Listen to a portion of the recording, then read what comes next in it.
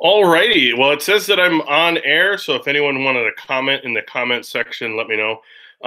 Also, I should give that as kind of a prerequisite to this.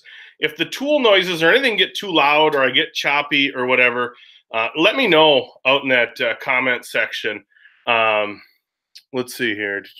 Let me know in that comment section because I've not done a ton of these with the actual tools and all that, but I apparently when I've done it before, the microphone cuts way down, and so it's not loud. So I'm warning anyone with headphones until I kind of get things figured out. Let me know. But so welcome everybody. I have no idea how many people are out there because I kind of popped the chat out, but tonight I'm going to be building like a little sitting stool. Hopefully it'll take 45 minutes to an hour, maybe an hour and a half. It's a sitting stool that I designed years ago. I used to sell a bunch of them for craft shows. There's nothing wildly unique about my design. It's just kind of the way it goes together in the order and operations. It's a fun little stool. I'm just going to be making it out of common pine, basically kind of a knotty pine, just because I didn't want to dimension the stuff down, and I want to show that, you know, you can get that from, just this is 1x10 material.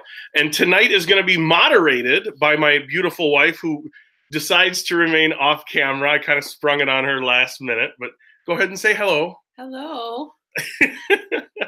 And so I have two webcams set up, and hopefully she's going to be the one kind of flip-flopping them back and forth and relaying any questions anyone may have. Yeah, and if you have any questions, put those in the chat. I see, let's see here, KSFWG here. He's got the little insignia, little saw blade insignia, because he's one of my YouTube channel members, so I appreciate that, Dave. And that's kind of the behind this is the YouTube premium members. That way I can buy some of the stuff. Maybe if I get the stool done and it turns out halfway decent, maybe I can give it away at the end of this. Maybe we can work something out. Anyways, but who knows? I'm not going to be real particular about it. I just kind of wanted to show the overall construction and still make it in a halfway digestible amount of time. So yeah, and I'm bumping into my bandsaw here. It's pretty tight in the shop with about 5 tripods going right now. And then my wife and myself and trying to get around things. So awesome. So yeah, without further ado, I'm going to click over to the, let's see here. See if I can get the cameras right. Stacy was the one kind of playing with them. I think that's the right one. Mm-hmm. Yeah. Cool. And again, if the audio kind of gets screwy or whatever, just let me know, because I have no idea what these tool noises are going to do. And again, headphone wearers, yeah. So you'll have to move the cameras now, Stacy, because I have no idea where I am in space, just so. And hopefully everyone can still hear me from over here. I'll try and be nice and loud. I'm going to plop my Table Saw Sled up here because I'm going to be doing the length cuts. I'm not going to worry. Like I said, this is 1x10 common pine. I did dig through to get some halfway straight, non-twisted, non-cup pieces. But the last bench I actually made was for a nonprofit for a charity auction, and I do make a ton of these yet. The one that I did was out of this absolutely just awesome kind of thumbnail curly maple. Let me see. I don't know if I'll be able to show a picture. See, I'm already distracted. I couldn't turn the saw on once, and I'm already distracted. So my wife's kind of trying to help me keep on task too. But I think it would be halfway cool if I could show the overall, like what the finished thing is supposed to look like as I'm getting caught up here. I don't know if that'll focus. I don't think it will. Anyways, so that's the overall shape we're going for. My whole point of wanting to show that is that was really quite gorgeous wood. And so, I had to dimension myself. So this isn't like a, only dimension. You can put some more time and effort into what I'm going to show tonight, basically. But cool. Well, let me set up a stop block, actually. Because I'll do my two side pieces first. I had this one set up for my miter one, but either way, it'll work. And remember, Stacy, if there's any questions or anything like that. Yep. But let me see here. And my wife literally helped me clean. I don't know if you guys saw my Instagram post. That was real time. This was all just covered in stuff. I had a bunch of kids' projects I was working on, and so there was a lot going on. Anyways, there's always a lot going on.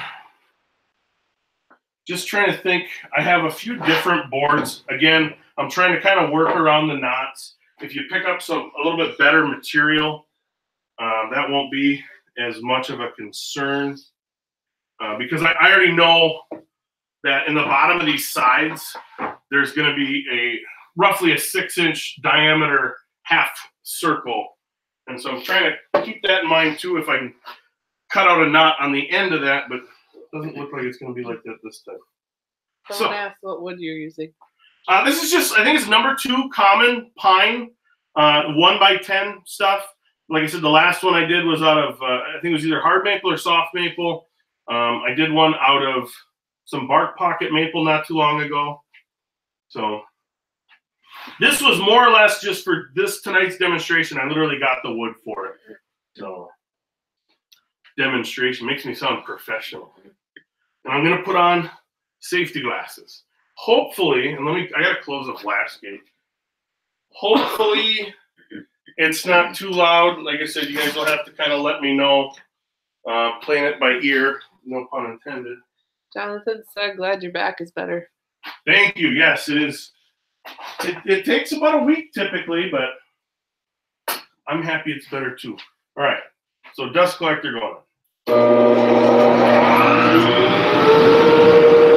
don't know if that's going to drown out me talking right now or if we'll be able to pick it up. But we'll see if I can make this cut. I'm just going to square up the end.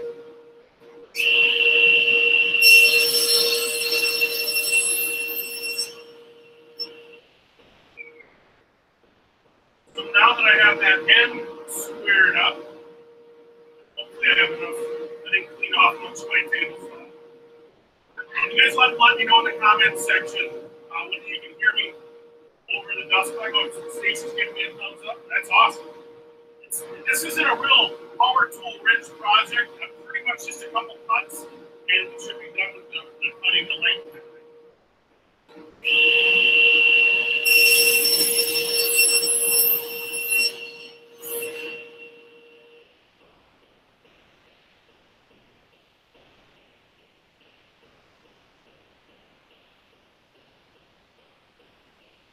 Not liking, there's a real big dot, and that's right where one of the feet would be. So I'm not liking that. However,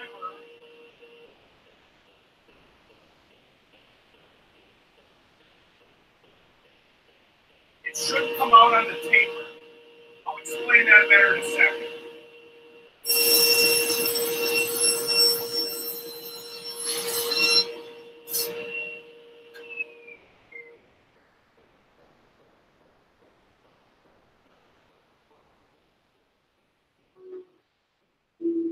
I don't know how well you can see this board.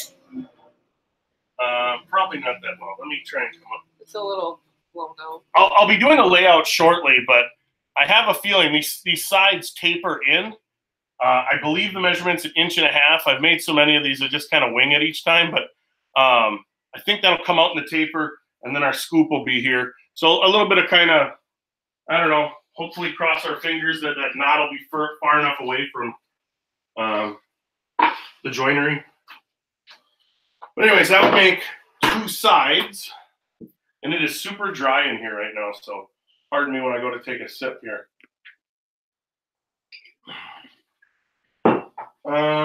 So let's work on the top, because that'll be kind of easy to find, because I saw this one in the store. This side was a little gnarly, and there's a little bit of a cup that I know I can take out in our clamping procedure of how to attach the top. But this is a nice clear section, and I need 17. Let's see here. I want to double check. Yeah. So if I could pull that out of, I almost want a knot, I guess, in the top, just because it'll have that look. I could possibly come close to avoiding them altogether, but let's just do here. And without this stuff being edited down, I'm not even sure how entertaining this is or not. But the couple, and I love doing the live things, but the last one I did was just me sitting there talking Q&A. And I know a lot of you guys do enjoy that, and I will be doing that, shortly. But figured I'd mix it up here a little bit. Being that cup is kind of, again, not the best material to be working for if you dimension your own material, but there is a cup. I'm going to flip it over, and at least that way I get a firm grasp down to my sled, because I'm going to have 4 points or at least 3 rather than rocking. Just a little secure, a little bit more secure that way.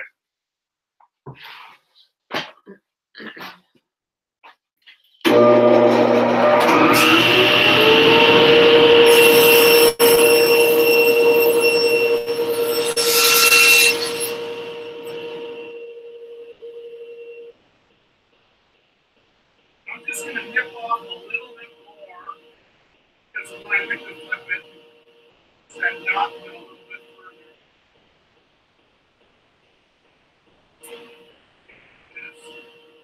Just square up the end.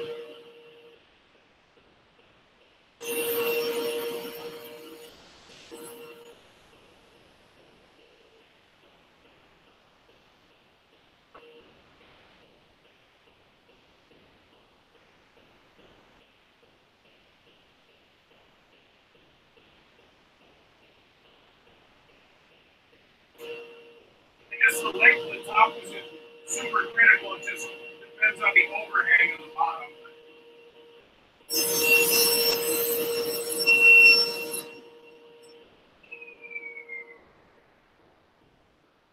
They can hear much with the song. Okay, so you guys can't hear much when the saw is going. All right, I'll have to remember that. Technically, we only have 2 more pieces to cut to length.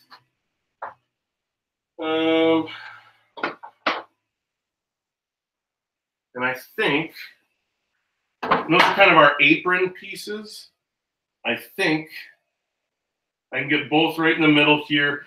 They're narrow enough. I don't want some of these big knots in there. But let me just double check. Yeah, we can do that. All right. So let's.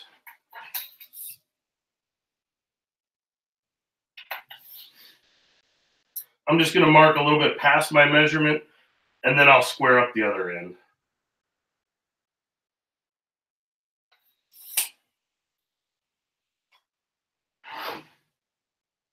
And I'll just make these cuts, and I'll try not to talk over them. It'll be quicker that way.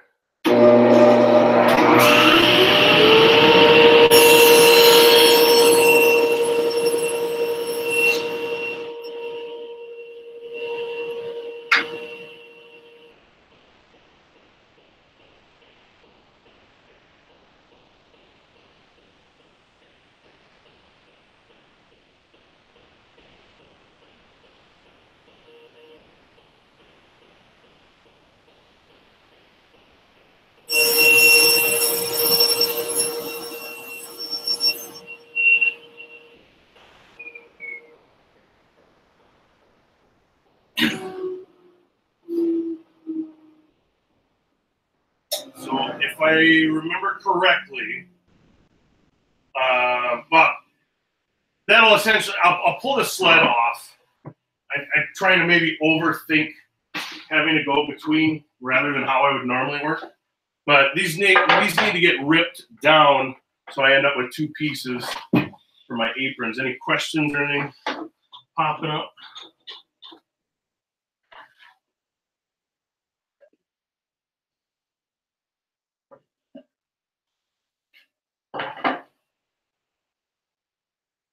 This one I'm going to cut that knot off because I'm not committed to necessarily having to save it. It's pine, it's, you know, so I'm going to want to get my pieces out of here, but I'm going to eventually want to rip it so I can take that cup out and eventually end up with straight edges on here without necessarily running them past a joiner. But let me just pull that one out real quick.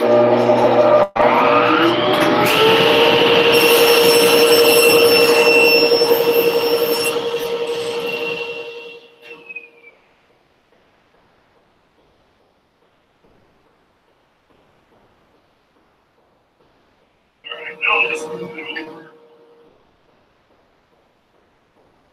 my final dimension.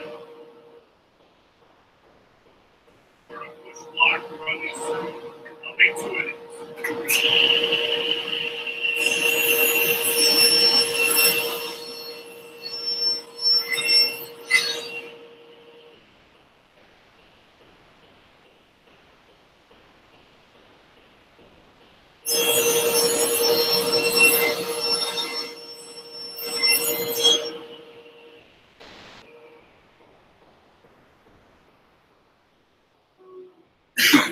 Wants to know if you're going to Maker Central in May. If I'm going to Maker Central, I would love to, but my wallet and fear of flying would not allow that. I don't know if I'll ever make it overseas because I didn't used to be afraid of flying, but That was Mark. That was Mark Christopher. Hey, what's going on, Mark? My brother from another mother. All right. I'm kind of cheating here a little bit, but I make enough of these. I have a template for this piece. It's just an 18 degree on either end. And there's not necessarily even any reason to mark all of them because I'll just set up the miter saw. But with the way the cameras are all worked out, I'll probably have to end up doing that off camera unless you want to swivel that one. It's not going to be all that interesting. I'm just going to lop off the ends of these. But We'll try and swivel. And I'll give a heads up to headphone wearers. This will be the loudest thing that I'll do. So there's a big pole in the way. Yeah, I figured that much. That's all right.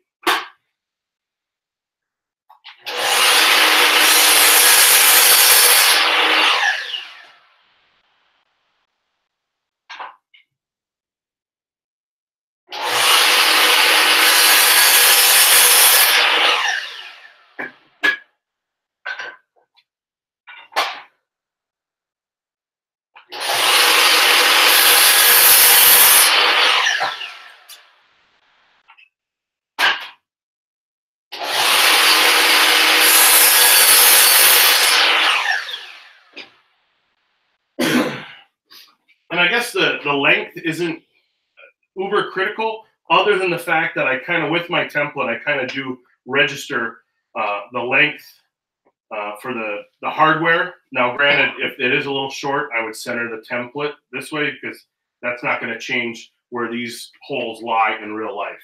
Not to mention, this template is at least a decade old. And I know on this template that these holes are where I want them, and then these ones are about, I don't know, like a 16th too high. Never remade the template, never even marked on there that that's the case. I just know with that template. So, can you remind people what you're making for the ones for the week? I am making a sitting bench, basically where a little kid could come and change his shoes, so could an adult. Used it for the kids to reach the sink? No, that would be a little step stool. Oh. Yeah, this one's a little bit more top heavy and taller, so it wouldn't be a comfortable step up for a toddler. Now, granted, that's the beauty of woodworking is you can change the dimensions and everything how you see fit. And, you know, that's essentially, yeah, you play around with it. I think one of the first stools I ever made my kid, I when he was walking around the house kind of trying to step up on the stuff, I measured where his foot landed. So, yeah, it's a little bit more customizable than IKEA. All right. So, yeah, it's a little bit of a pain in the butt that I have to. Oh, and another tip. If you just directly undersize your hole to like a center punch, then there's no slop. It's kind of like almost building in a VIX bit, if you guys know what VIX bits are as far as setting hardware where it's a little conical centering, spring-loaded centering device. So some people make patterns and they don't even think about it that much, and that's, it just barely pokes through, and it's perfectly centered because the end of it is conical. But again, you might want to make patterns that are actually correct, that you don't have to remember how many years later are incorrect. It's pretty obvious when you look at it here.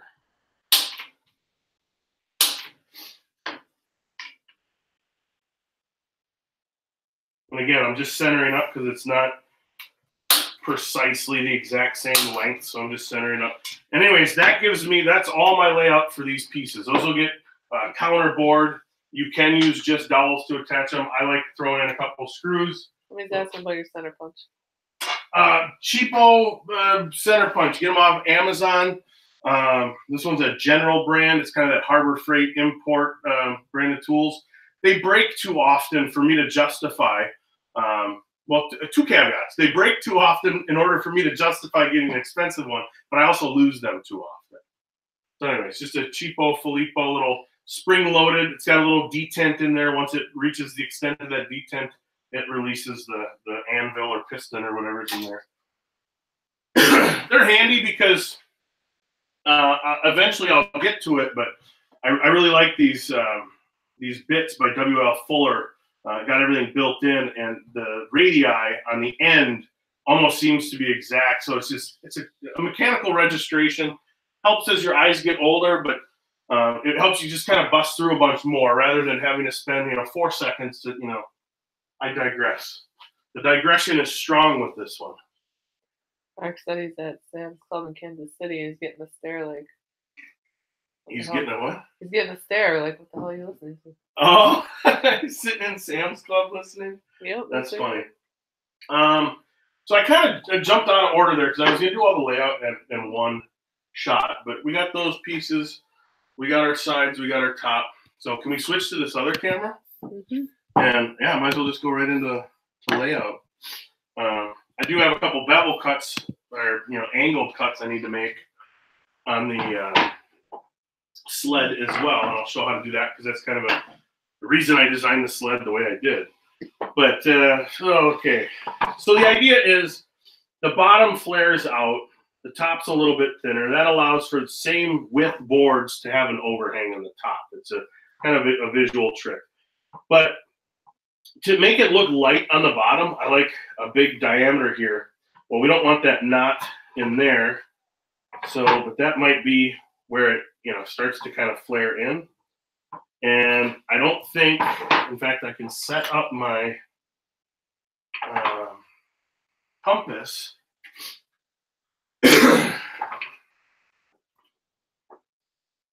But I don't think that knot would come out with, what was it, like 2 5/8, I think, or something. It's not quite a 6-inch circle.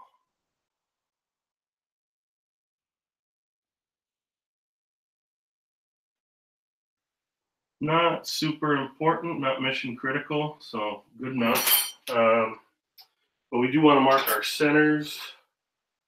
So let's see here. At least mark one of the centers. We'll go to 9.5.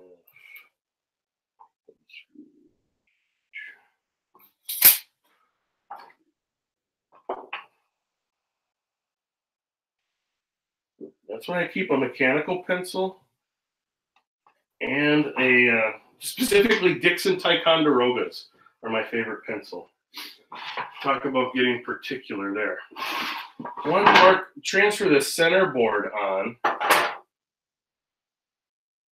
and I was just curious if this knot could get cut out. I'm just kind of wondering layout wise.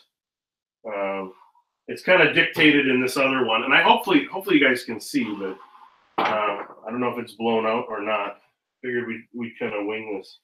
All right, so if I did dish this bottom section out, it's right where that knot would reside. I don't know. It's not visually appealing. It's probably not very structurally appealing to the gods of glue, but Are you laughing at my jokes, Stacy? The gods of glue. The gods of glue. Don't let anyone ever tell you can't do the thing with it. Anyways, like I said, I digress. So we'll mark these guys out. And we don't want to go backwards there. Just on the very tip there, just so I'm barely on there. Little sweep across. And then that's going to be our 2 feet. We'll cut that out on the bandsaw. And then smooth that up with the oscillating spindle sander.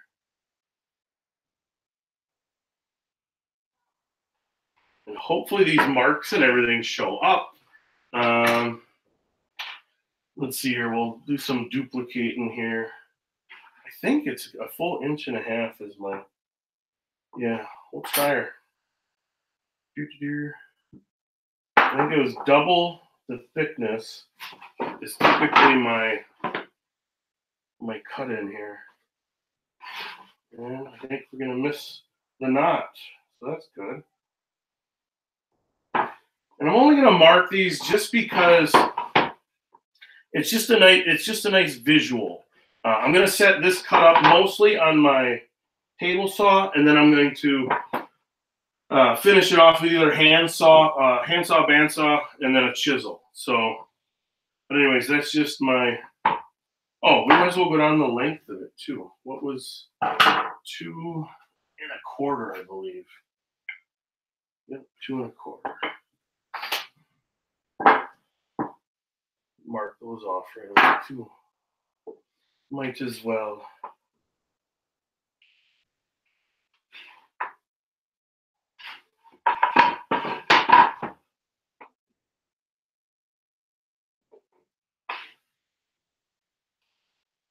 All right. Now, I don't actually draw in the angles because that's kind of, like I said, if anyone's just starting up, I designed this.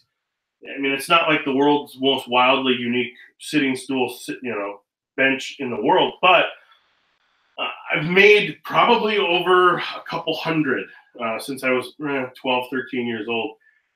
And each angle and each cut kind of specific because I don't worry about, this measurement being exact to come into pins that might go through a seat, So the cutout on the bottom versus a cutout on the top would be, well, it needs to be exact. So I guess over the years, I fine-tuned the design to be halfway user-friendly to put together. It's just one of those, if you got like a church raffle thing coming up or I don't know, you could batch out half a dozen of these in a Saturday, super easy. He's asking what projects you've done recently. Which projects I've done recently. Done like denotes that I finished a project. Isn't that how that done? That's like the period at the end of a sentence. I'm still working on my video gaming cabinet. What else? I did a bunch of Pinewood Derby cars with some Cub Scouts and different things, and we just finished up the hull of a lobster boat that I volunteer at a nonprofit called Hands on Deck. And they take at-risk youth and try and teach them, carpentry and boat building skills. So that was a few years in the making that hull was coming together. I mean, it's like a 25-foot lobster boat. But yeah, so there's that. Where are the clamps on the corner of your bench? What are the clamps on the? These are like auto adjust. They fit into the dog holes, and they auto adjust and kind of go to the same pressure. Hopefully, that's probably not in the shot, is it? What? What I just clamped? Yeah. Oh, okay. But yeah, so different types of clamps. Those are kind of a hold down your standard toggle clamp. And these are more of a inline, you put it in, and again, little plunger style. Those are made by Armor Tool. And then I got some standard, I think those are from Gramercy. You can't see those. Oh, well, I'm kicking it. Anyway, so they wouldn't have seen those. No. All right. We'll move the top to the side because I don't need that for a while. And now I think I'm going to go back to my sled for a second. Again, this might seem a little bit out of order, but I'm trying to, I think I'm overthinking which one to do next. And I should just do it how I'm normally accustomed to. But yeah, oh, you already switched cameras? Look at that. I'm on the ball. You deserve a pay raise. You betcha. Because at this point, I want to do these notches, and this will all become apparent if you guys can stick around for the whole thing, but I want to notch this out before I bevel that side, because this squares up with the top, and so if it's kind of, again, an order of operations thing. If I cut that bevel in there, then I don't, have a good chance to get a square cut coming from this side. Also, once this notches out, that actually dictates where we draw the line from here to here. So it's kind of all built into the pretty little design. I had contemplated, I wanted to, here's a little fun side story while I'm kind of setting this up. A friend of mine wanted me to go back to school and get my 2-year degree, because certain tech ed teachers around here, you can teach with a 2-year degree, and he was actually the superintendent to one of the school districts around here. So he was high enough up on the ladder to where he was basically saying, "Hey, go to school for 2 years. I want to hire you as our district's tech ed teacher." And my wife and I had that was before I started YouTube, and that's I almost took it, but I'm way too a free spirit. And I understand that they get pretty decent hours as far as summer vacations and stuff around here, at least. But yeah, I don't know. But I always wanted to teach. I always wanted to teach this, and I think it fits in with YouTube nicely. But this would be a project. If I'd ever do a class at like a local school, college, whatever, this is what I would teach, because there's all sorts of little nuances to this. Yeah, what's up? I like these guys. I rock and I get a free dinner, apparently. Nice. Wooden Creations. That name sounds familiar. Wooden Creations, that could be Russ or it could be Brian. I have no idea. Well, I'm awesome at woodworking shows, so that's why I think it's familiar. He was there, wasn't he? Well, that could have been, that's both of them too then. I think you've met Russ anyways. I know you've met Brian. But anyways, Brian. Yes, it's Brian. I just Thanks, Brian. I can't tell by your picture, but it looks familiar. I just raised the blade to 1.5 inches is going to be the depth of my notch this way. And I'm doing this cut first, and I'll show you why in a second. But there's no worry about things being trapped in here, because it's just a little notch. You'll smell what I'm stepping in a second. They're not in the room, so I can't see. Bear Creek Woodworking said I get a dinner, and then David Hughes agreed. Those guys are awfully generous with my time.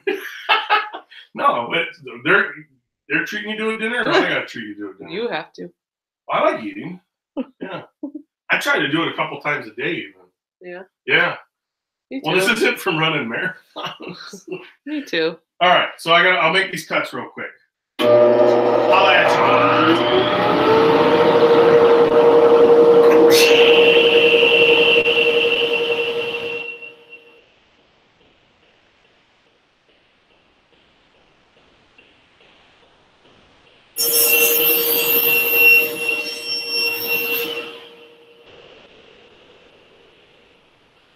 It's probably going to look bad.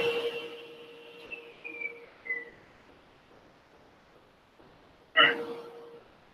I didn't think I was going to get into a little safety speech thing. And I'm like, you know what? Before I show it, I should at least be a responsible human being for a small percentage of my day.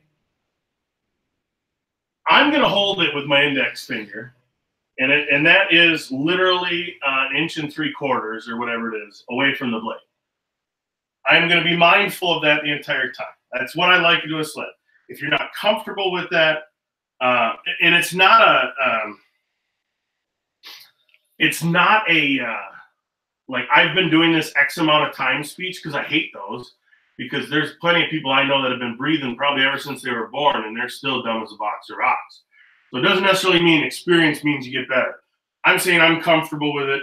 Maybe I shouldn't show it, but that's what I would do in my shop. And Stacy's trying to snag the stool.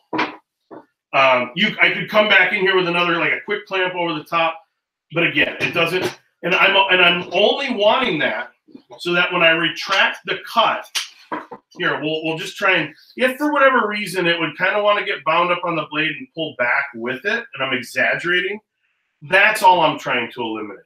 I'm not trying to push it this way, up, down, left, right. I'm just trying to keep it flat to the thing. So you get me in my shop today. In a video, I would edit around that just because I don't have the time to explain that, you know, it's really a personal thing. They're your fingers, they're not my fingers.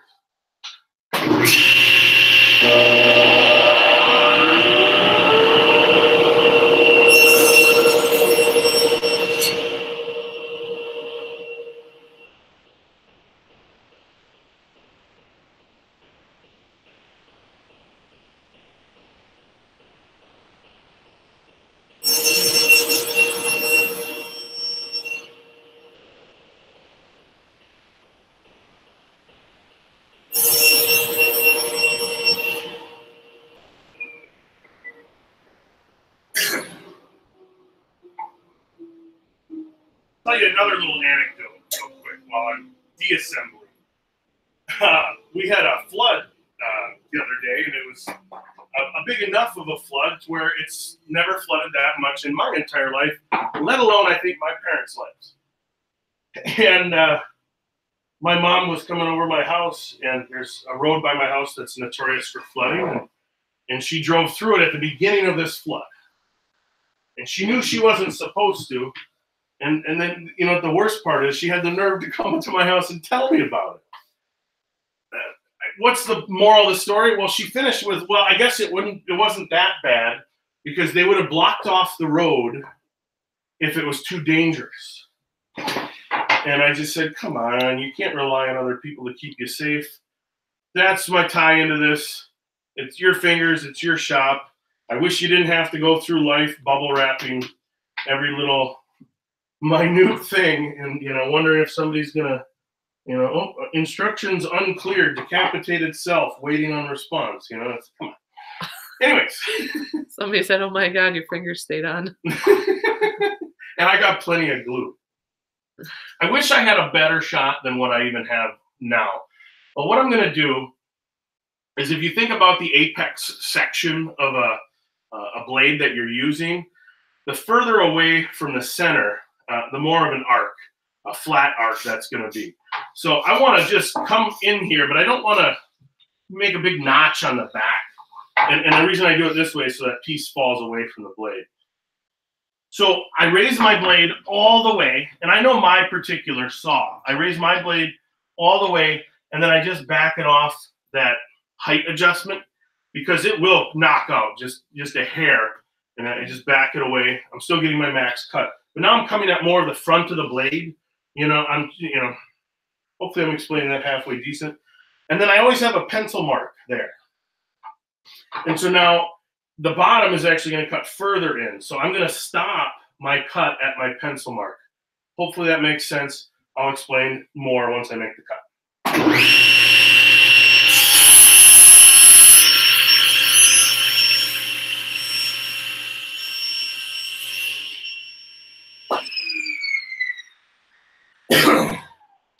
In the efforts not to look like a fool, I made sure I was pretty exact on that. But as you can see, because of the curve of the blade, we didn't cut all the way here, but they actually do connect on this side, and I didn't cut in either way. So it's going to be a nice, clean, still a stress point in wood when you come together at a sharp 90 like that. But either way, flip and repeat, and then I'll get back to it.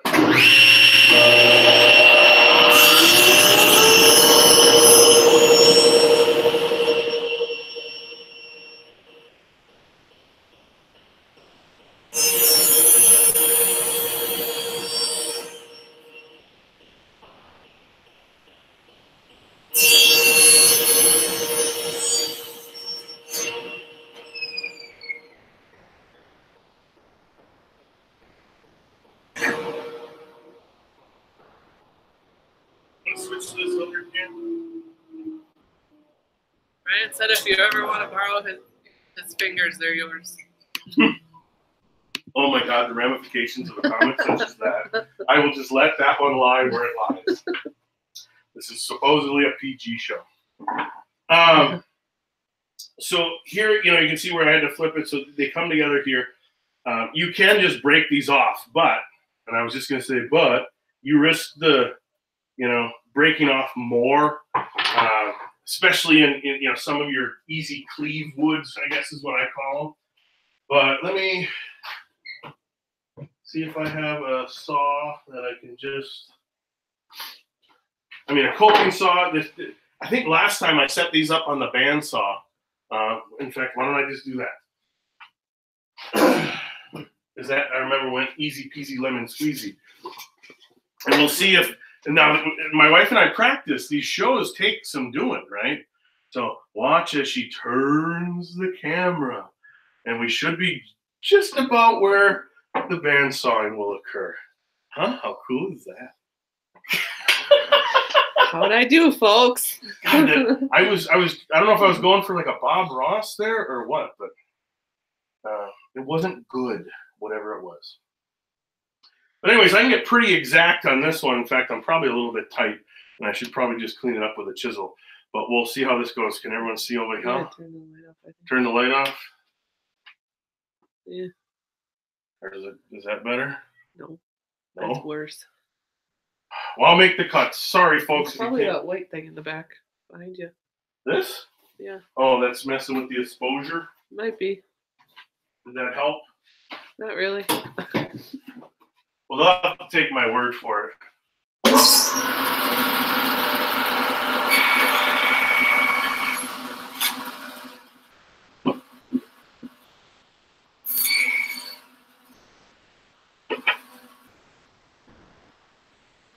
Thanks, guys. What's that? My camera work is amazing.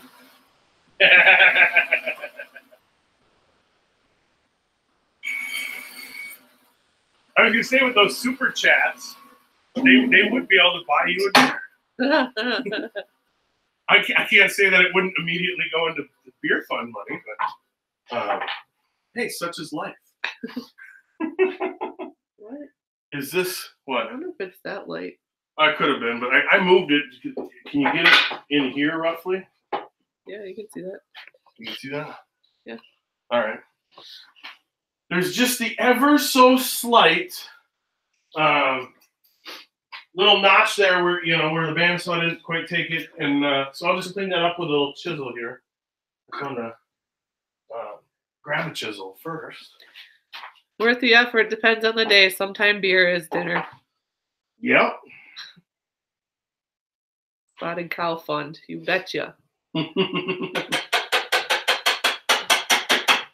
I tried to do that to where you guys could see it. It worked out weird, but that kinetics-wise felt completely foreign. So let's try it how I would, and I guess you get a show, you get a show. There, good enough.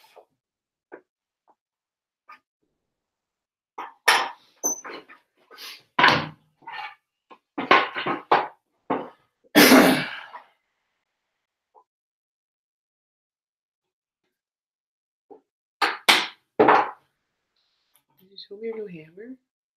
I did not. I think that would I would go on and on and on about it. And I don't need any help in that regard. And beer is oftentimes part of dinner as well. Yes. I don't know what I'm going to be able to show of that, but can I spin that a second thing? It's backwards. I don't know which way to spin it. But it came out pretty good.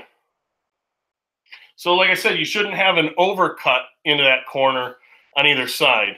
I think if that was on the inside, I think you'd get away with it. But it's good practice. That's how you sneak up and you get real nice. Because these aprons that we made, those are going to sit in there. And I just love that real solid connection. 2 screws go in there, properly pre-drilled.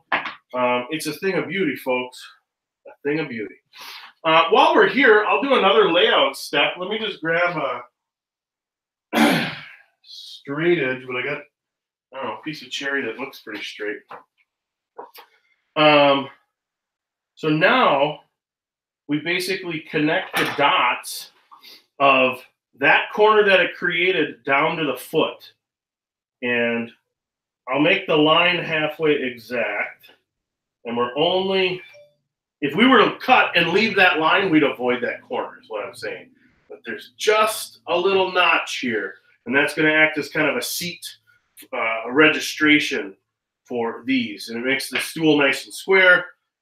Rarely do they turn out lopsided, but even if they do, it's so minute, little sandpaper, and then tell the customer to put it on thick carpet. So anyways, we can move back to the bandsaw, and I'll just cut these guys out. And let me see, is this a good move? Sorry, hopefully I'm not making people dizzy. That's me. That's you. You showed me there for a second. All right, so we're cutting these. It's really washed out. It's washed out? Yeah. I'm sorry.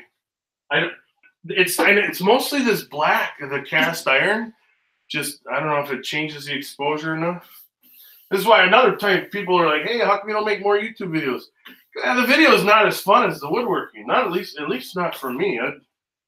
Anyways. Not much to it here. I mean, is that gonna make it better or worse? That makes it worse. Mm-hmm. Oh, sorry, folks. I'll try better on the next go around. But now we can all judge how good I am freehand on the bandsaw.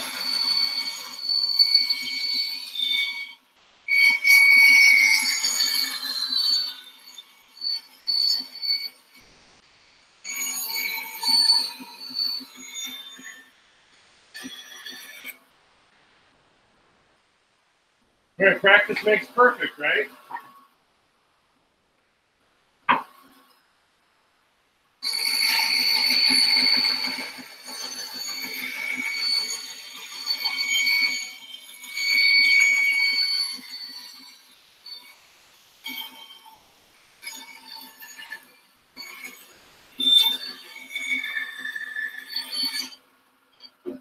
I had a little hand position movement and it went off the line. Otherwise, it would have been perfect. But I don't know if that gets blown out or I don't know how I would do that. But again, not mission critical. It's not like some lunar space orbit ball socket is going into there. Not anytime soon anyways. NASA hadn't called me back after the unbelievably low bid, but it's neither here nor there. All right. Going back to the table saw. It's not the table saw one. Jeepers. Sorry. Messing with my setup here.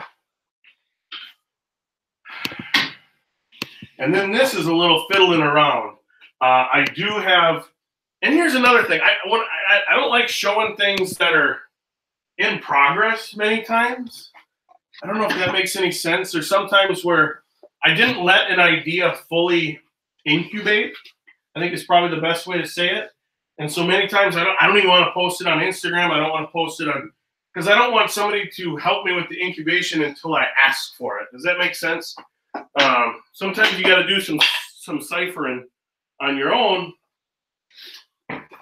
Hopefully that makes sense. But I'm going to use one of my half incubated things in this. It's not fully set up. I wish I would have had the SketchUp file of what it'll actually look like when it's done.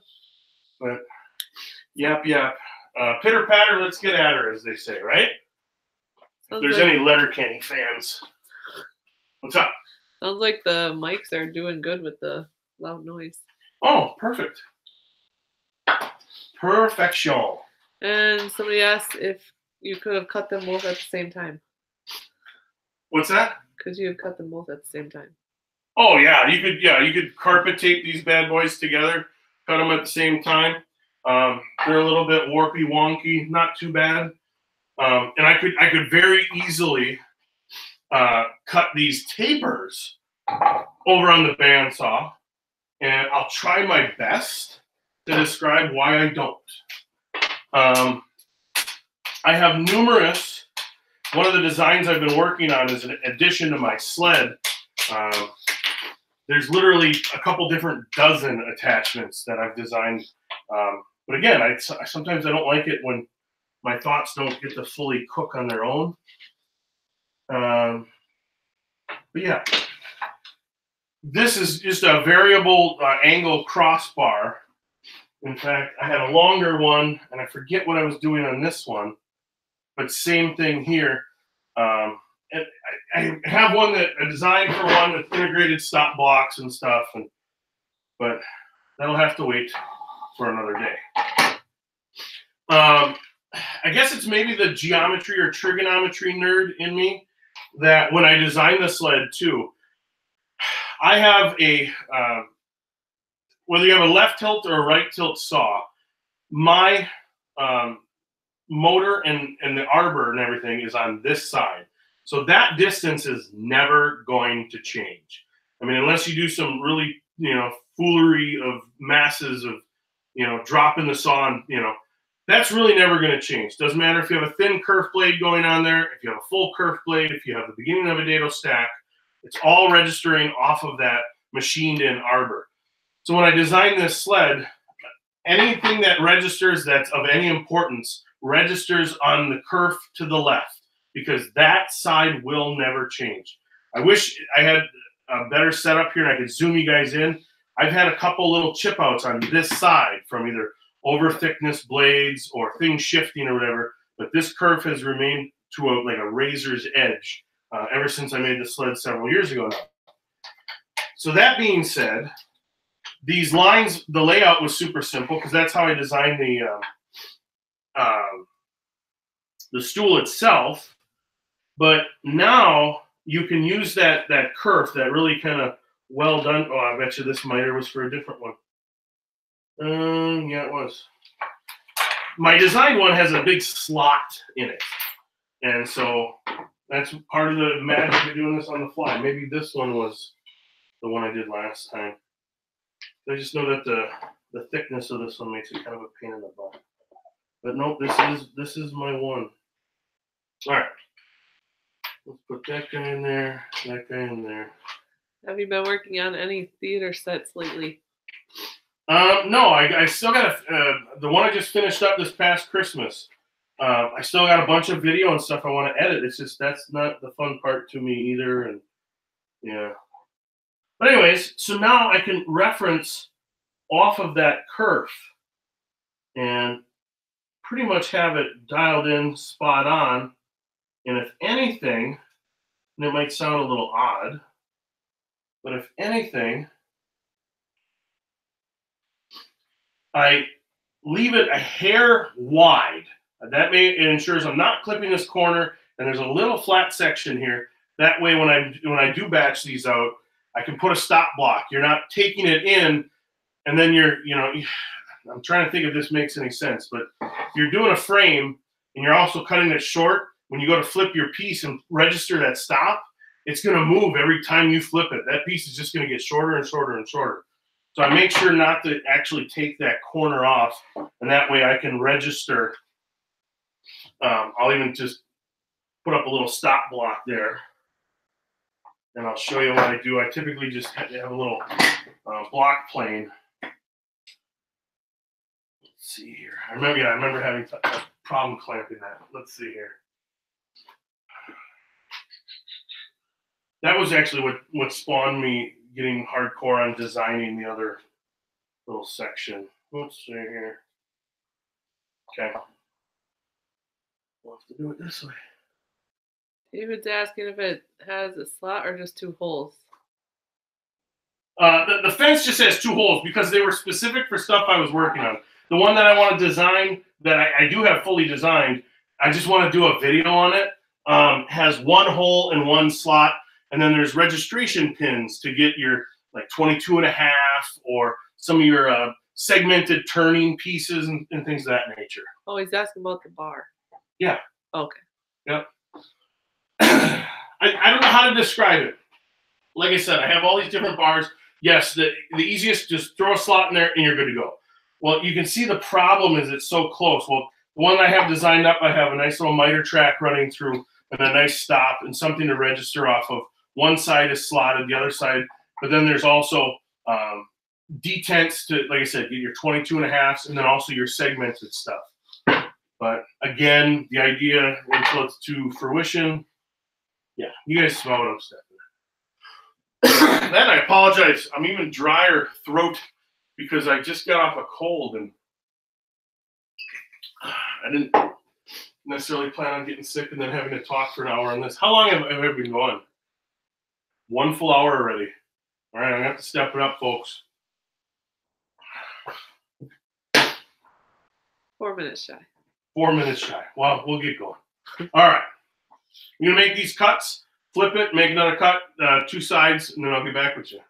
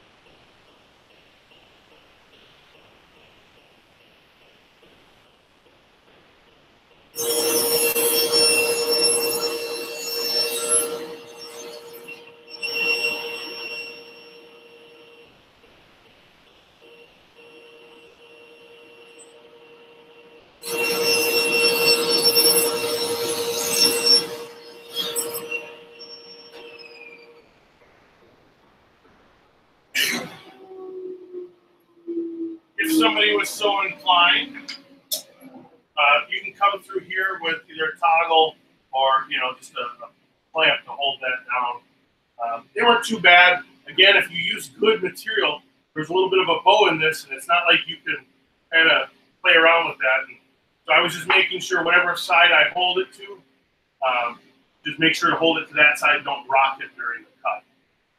I guess you would call those subtle nuances to, you know, when somebody's been on a saw for however long, there's a feel. I mean, I love it when people talk about miter saws, large arm, you know, compound sliding miter saws. They're talking about deflection, and they're almost actively pulling it over.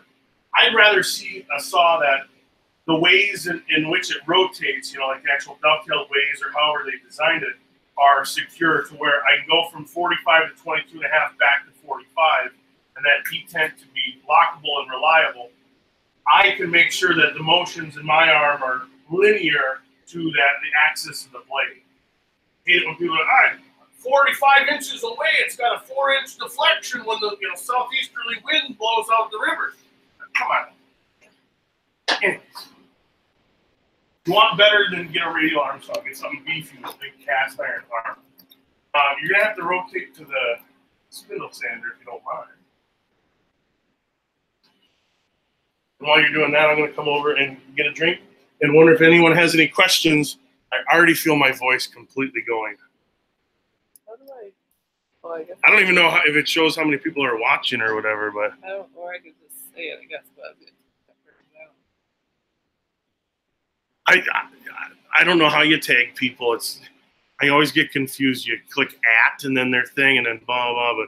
But join late. I didn't see your introduction. Friend, camera person, editor. You trying to explain you more or what? Yeah, you could just respond right to the thing.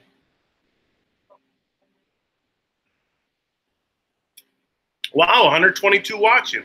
Well, I appreciate you guys spending your time with us. This is kind of cool. I'm just gonna head over to the oscillating spindle sander. Hopefully that's not too loud for you guys. I'm not gonna run dust collection on it. I just want to tidy these up. We're not building a church.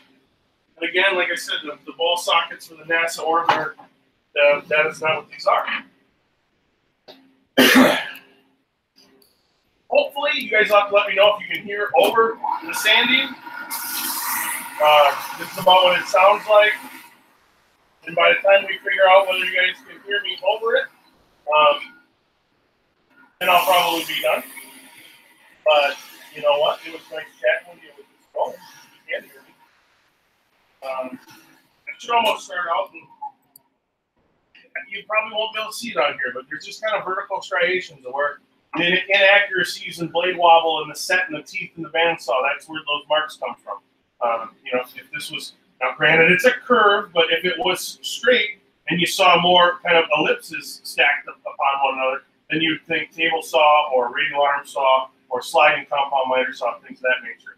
But you know, you kind of tell from the tooling marks, but we're just trying to eliminate that. That's basically it. There's nothing like fancy. It's a quick demonstration for the channel, but one thing that's noteworthy is grain direction. My particular random orbit sander spins counterclockwise, anti-clockwise for all you across the ponders. When you have your grain coming in like this, you're going to want to go with the grain and smooth it out. It would be like petting a cat in reverse, if that makes any sense. Stacey's going to try and get the camera stuff. Just so you know, this little guy here flexes. Shouldn't for minor adjustments. But anyways, so, I mean, granted, if you're going to a layout line or a pattern, that makes it a little bit difficult. Sometimes you can get away with one against the grain just to kind of get your shape and then a couple passes. But start out in the center while moving and kind of pull it around. Feel for any high spots. I could switch out to a wider spindle, and I should. It would give a better chance of me getting a little bit more of an accurate arc. But again, we're not building a church right now, so I just wanted to get rid of some of those. That way, when we kind of come to deburr or knock off some of the corners, it doesn't look completely hideous. But I mean, that's about all it really needs. So.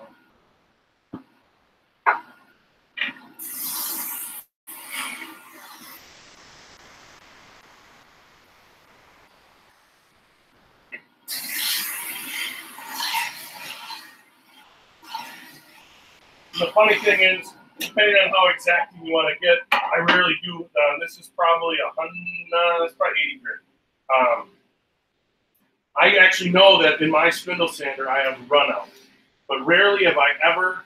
I mean, we're talking over the course of a few inches here, just a couple thousandths of an inch. And by run out, I mean it's not coming up and down completely with perpendicularity to the table. There is a little bit of deviation as it kind of comes up. So depending on how much time I spend in a spot, I might not be completely 90 degrees to the face. But in woodworking, I've never had a curve that I'm finessing by hand need to join up so nicely to a, So take it for what it's worth. Those are sanders. That's sander here. What kind of sander? Yeah. It's a Grizzly, blow molded plastic body. I like the thing. I wish I would have never got. I had a Sears Craftsman one years ago with a composite top like this. I wish I would have never gotten rid of it because that one was whisper quiet. This one is just a hair louder. But anything I use for dust collection will be way louder than this.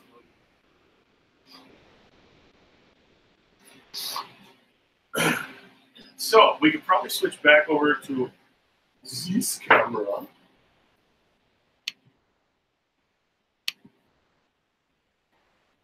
Yeah, we'll do this one. That way I can show just the cleanup on this. If you're not, I'm not a hand tool guy, okay? For those that have been around the channel long enough should know I'm not really much of a hand tool guy. I don't know, I have nothing against it. It's not like, oh, CNC's not real. I don't get into those debates. I mean, because we all know the truth.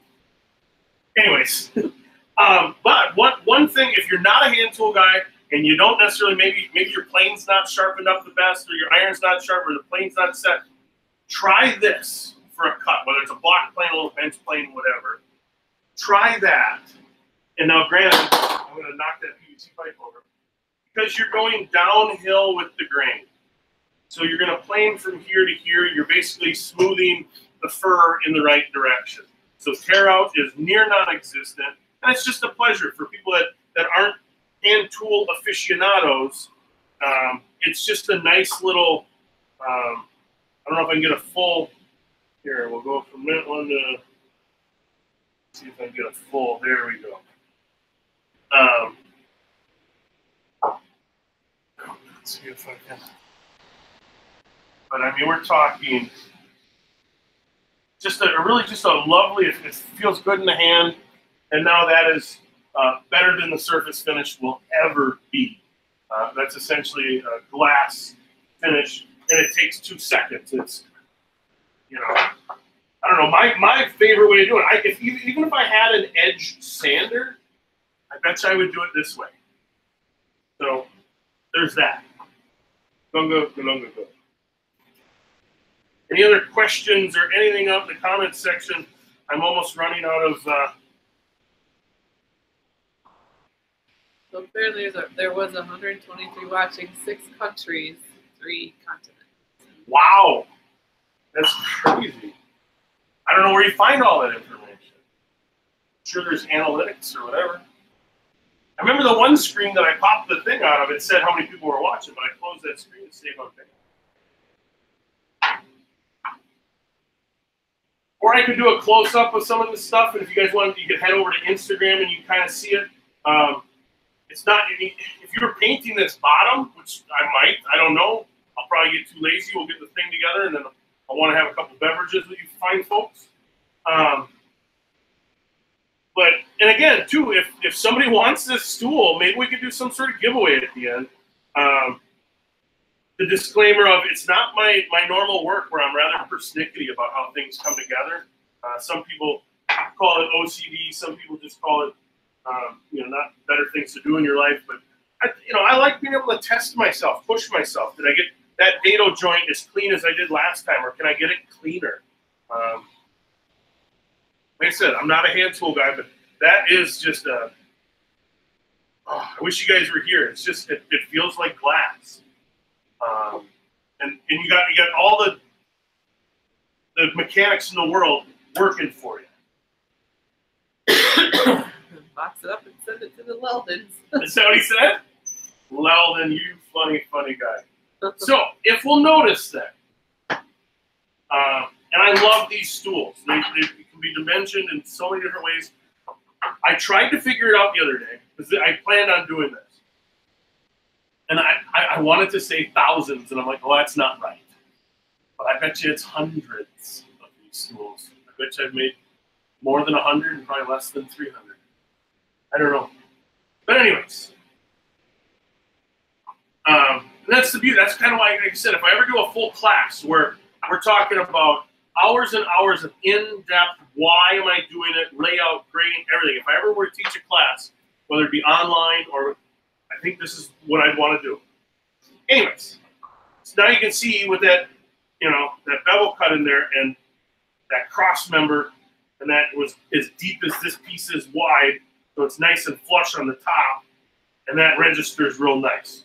We're going to start getting into assembly rather quick here, actually, I think. Oh, sometimes I'll take a Forstner bit or even a sharp spade, or anyways, a couple holes, jigsaw between them, go back to the spindle sander, nice little hole, nice little handle, somewhere to put your fingers under there. I do that more on the utilitarian ones. This is already going longer than I wanted. So the top is just going to be solid. What kind of plane? What kind of plane? This is from Tony Rouleau at Hilltop CNC, I want to say it's called. If you look up Tony Rouleau on Instagram, just probably 2-3 years ago, he was talking about making these and making them available for purchase when I was hanging out with him at a, what do they call it, Airbnbs. They called it the Maker House in Atlanta. And we were talking about it, and I said, dude, I would totally get on board with that, sign me up. And so I ordered, I think it was in his second batch. I didn't see the first announcement, but phenomenal little plane. The Patrick's is in the house. Patrick, what's going on? Talk about distracting. We'll go to, let's see here. I was going to pull out a couple more planes. Let's see here. This one I have been playing around with. This is a plane, and I think, yeah, this one was made by a gentleman by the name of Pete Callan. And he's part of the Midwest Tool Collectors Association that I'm a member of as well. And my friend Bob Close got me turned on to the planes that this guy makes. It shapes the irons, everything. This is a 2-iron raised panel plane. just a beauty to use, and like pine and stuff. And it's just so much fun to play with. But I don't know. Like I said, I'm not a big hand tool guy. I probably have less than a dozen or two planes, and some of them are some stuff I've made. And anyways, moving right along. Sterling said, "Look, a squirrel." My buddy Sterling, he knows how I get with the ooh, look, something shiny. That happens on a daily basis. I think that is it for that. So are we like focused right here? Yeah. Perfect. I'm going to start pre-drilling these stretchers. I'm trying to think of what I'm forgetting, and I don't think I'm forgetting much of anything right now. I'm going to use that to eliminate tear out on the back side.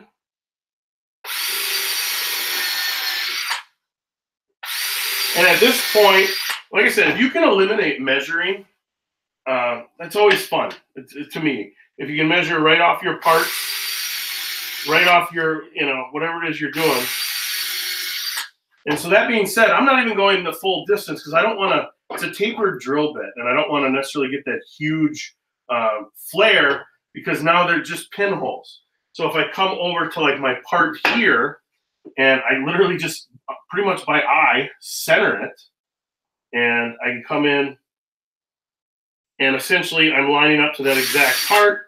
Now I can come back through, and I want to make sure I come right back to that piece with this exact joint.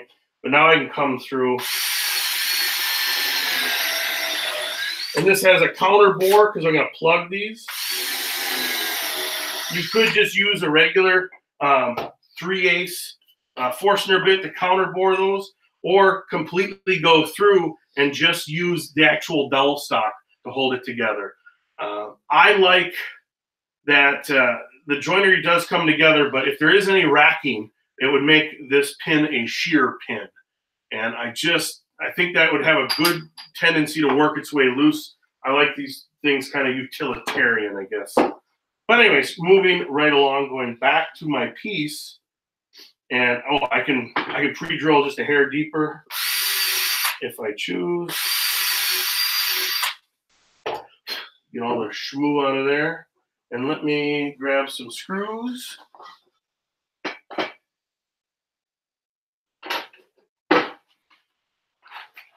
Number 8, 2.5 or 2 inches, not 2.5. That would be overkill. Some would argue this is already overkill. But anyway, I mean, I got a vise right here if you want to, hold these pieces. I'm pretty used to it. Of course, now that I'm on camera, it'll, be a completely different show.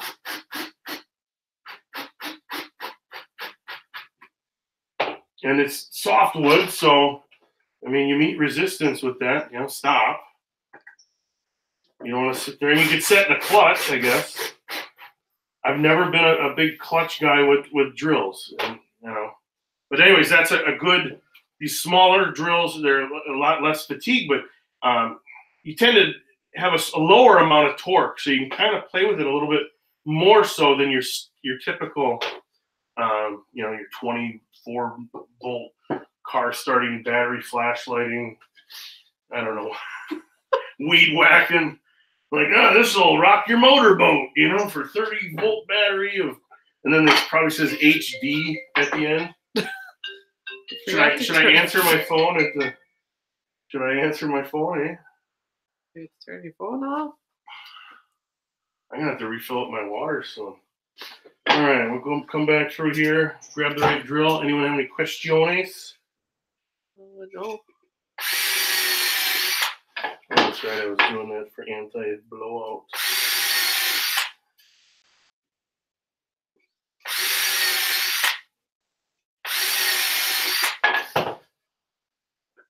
I'll try and keep her moving a little bit here.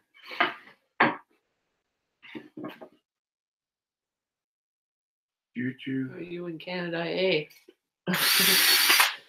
Did I say something halfway Canuckistan? You've probably been saying it the whole time. Oh. I don't know. Yeah, we're close enough. Somebody said earlier they miss Wisconsin accents. I don't know if that's something people would miss. Apparently it is.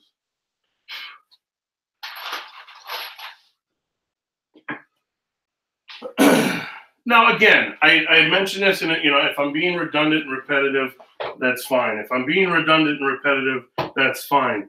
But I'm not taking this as much care with this as I would something that I'm building to maybe sell them or whatever. I'm trying to kind of be in weird positions. Like I would this is where I work at my bench. This is totally what I would do. So bear with me on that. It's not going to be my A+ work, but at least you guys will get kind of the rough idea.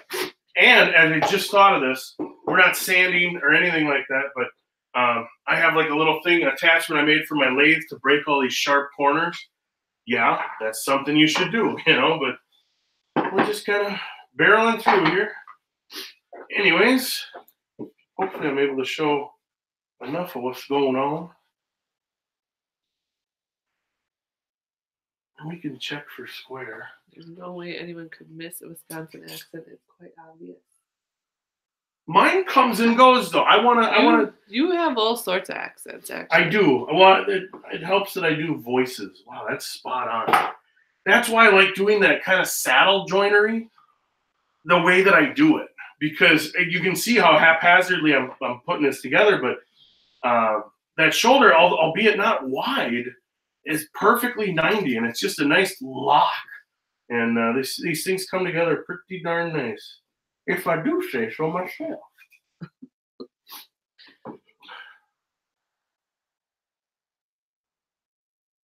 And again, I'm eyeballing this. My little jig has got a little tick mark on it.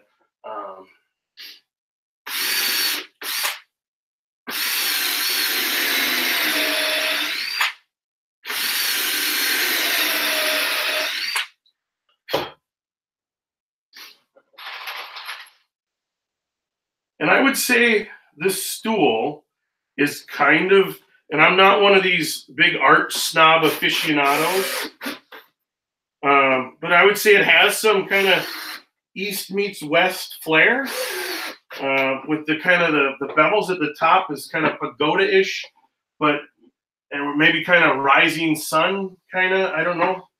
So I guess we'll call it that. One more joint to screw together or screw up, depending on how well I do. Let's see here. Yeah, that's pretty darn spot on.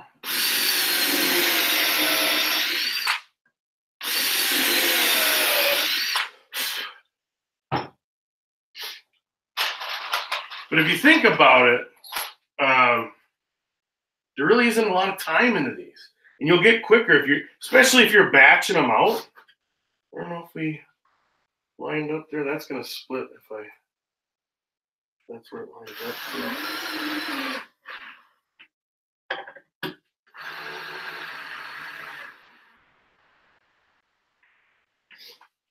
Ooh, that was close.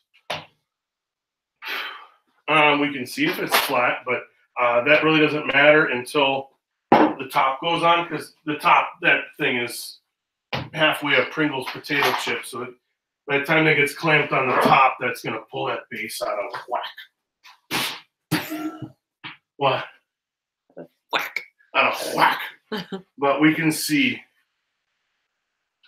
if it's anywhere close. Now I got to switch. Hold on. Ooh.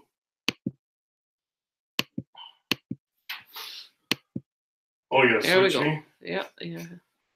So, by the joinery, it's flat. I mean, I would, and I'm trying to be quiet so you could hear if it were clicking. And it's not. It's flat. And I'm on one machined surface. I'm not even on one of the leaves. It's no flat plate like a granite plate like a machinist, but good enough. Now I'm moving on it. Jeepers creepers. I should have taken a little bit more care of my layout. I'm a little tiny bit prouder than I'd want to be here. I do it to where it is a hair proud, because you typically look at it like this, and you'd want a nice, clean, no visual gaps. And then on the end, it's in a dark shadow. But that's a hair more than what I would normally do. Anyways. So now, I had anticipated putting it like this. And I don't know. You know what? Happy accident. Now I definitely am Bob Ross. I think I'm going to leave it that way because that dish, that cup essentially, fits right into where we were shallow, just a hair. Hopefully that makes sense. But so now I'm going to switch over to some dowels. That's why I'm going to keep the thing in there with dowels. You might not be able to see me going to get these. I didn't plan ahead enough to. I thought you had it right there. Oh no! Yeah, let's do those. Let's do the side ones. I was going to dowel the top, but no, you're definitely right. My wife. It could be done in either one, but it's definitely a lot easier if I plug these now. I completely forgot about that. Huh? Yeah. You don't mind going to fill it up. They might see you walking past, though. There goes your I don't want to be on camera shtick. All right, let me see with the camera how close that is, but it's kind of bleached out there. I'm debating putting in walnut ones, but I had thought to myself, I don't even know what I'm going to do with the stool. And typically, if it's like that, I just slap it with paint. I wouldn't want to use up my walnut. Let me hop on the bandsaw just 2 seconds here. I can't see the comments or anything, but just cutting the dowel. I'll go with poplar. If I do clear it, it'll be end grain to face grain, so there'll be a juxtaposition either way. But yeah, I think I'm overthinking this. Can you tell? If you don't have a nice flat piece of wood in your shop with some like 100 or 150 or something, get some. It's good for breaking edges. It's good for.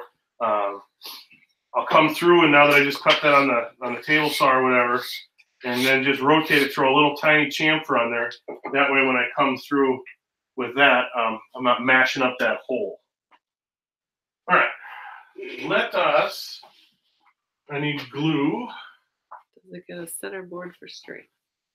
Is what? Does it get a center board for strength? No, you won't need a center board for strength. These are 8 inches apart. I can't be the only man that knows, or person, I should say. Roughly, that's 8 inches. If you really stretch, at least for me. But then, like your knuckle on your pinky here, typically, if you weren't as chunky as I am, anyways, knuckle to knuckle is right around 1 inch. So roughly over here, I figured 8. It is exactly 7 3/4. So no, it doesn't need a middle board or whatever. And it's essentially a sitting stool. The way it's proportioned now, if you want to make one, proportion yours totally different. But this is more for if a kid wants to kind of sit and maybe get his shoes on or sit and read a book. I make a lot of them for teachers. In fact, one of my kids last year, his teacher didn't have one for story time, so I made her one. And yeah, maybe that'll buy him some brownie points by the time he gets kicked off the bus or something. Who knows? Business card, playing card, sticker, shim stock, whatever. These flush cut saws are nice. They're flexible. You can get the handle out of the way. They're flush cut. They have no set, so you don't want to go very deep into stuff because the body of the saw and the actual teeth are the same width. Some people want to throw out masking tape, whatever. I just put a card, and these are like a bicycle brand deck cards. They're kind of a waxy, but it's not wax. It's kind of a lacquer that goes on there. But anyways, that helps. Just raise it up. I think a playing card is 40 thou. That's going to eat at me and bug me, so now I need to measure. Or is it 4 thou? It's got to be 4. 10 thou. Why did I? It's such a round number. Look, a squirrel. Yeah, look, a squirrel. But right around 10, 11 thou. And that way, so we'll just, for argument's sake, I'll sand one of them. But that same brick, now you can keep it flat, and it's literally just a few strokes and it's flush. And now you know that you're not rounding over your pieces. You're essentially only getting that plug. You flip it around to the finer side. There's finer things in life. This block is very similar. And yeah, now nice and flat and flush and all that good stuff. But I'm not going to do all of these. I think that's just going to eat into time. What do you think? My camera aficionado. That's not my plug from last time. There it is.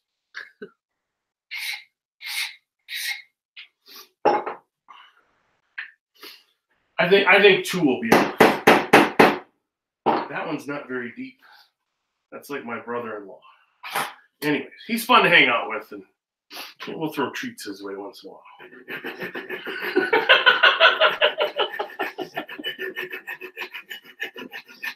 I told the wife, I said, if I'm going to do this tonight, I can't be held responsible. So anyways, now I'm going to want to sand that one because a little bit of glue got out there. But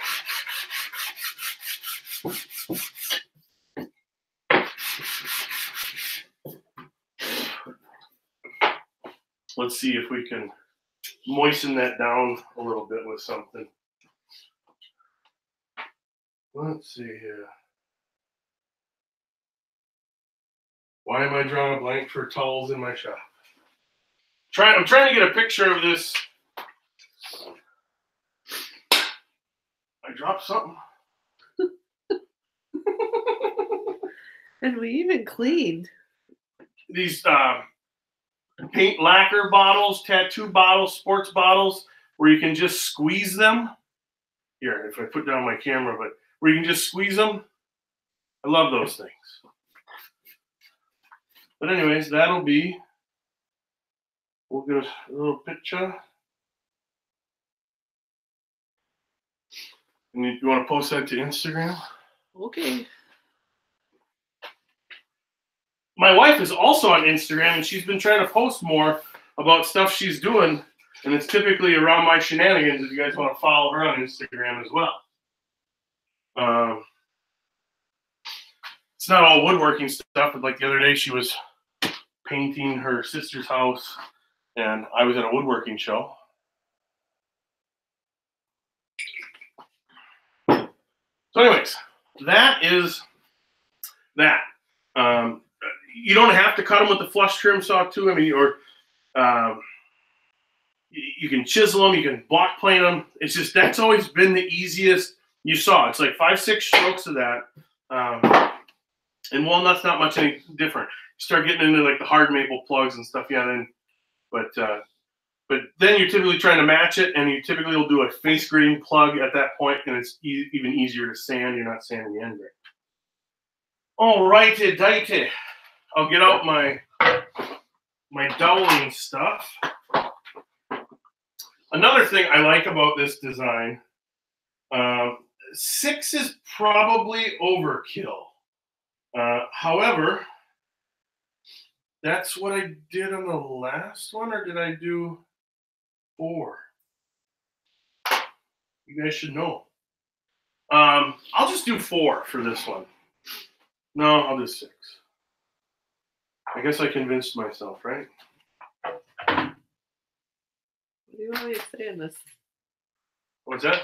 What do you want me to say for this? Just like the plugs that I cut and sanded smooth during the live show. I just wanted to show a closer thing. Okay. Still live on YouTube if you guys are not having any fun with your life and want to wreck that with more Nick. Anyways. Oh, too aggressive.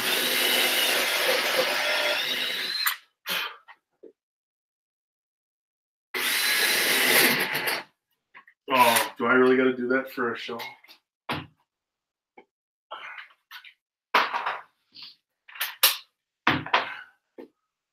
Here I have, much better. Here I have these bits and these depth stops on these bits so that when I come through with my dowels, that when they're end to end, those depth stops are, I can at least fit a dowel in between. So does that make any sense? It doesn't have to be centered. In fact, I have it off to one side so that when I do this one, it doesn't come close to coming through the 3/4 inch thick top. All right. So if I were to split the difference, these dowels would be too long if I split the difference, but I have more depth going in to the bottom here because I have the width in these aprons.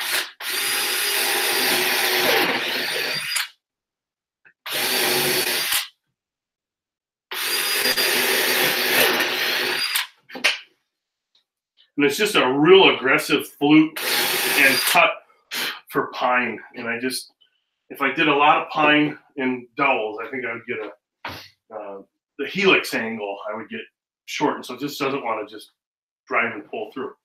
All right.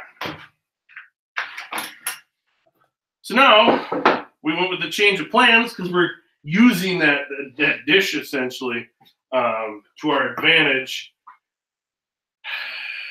I'm not going to put in 6.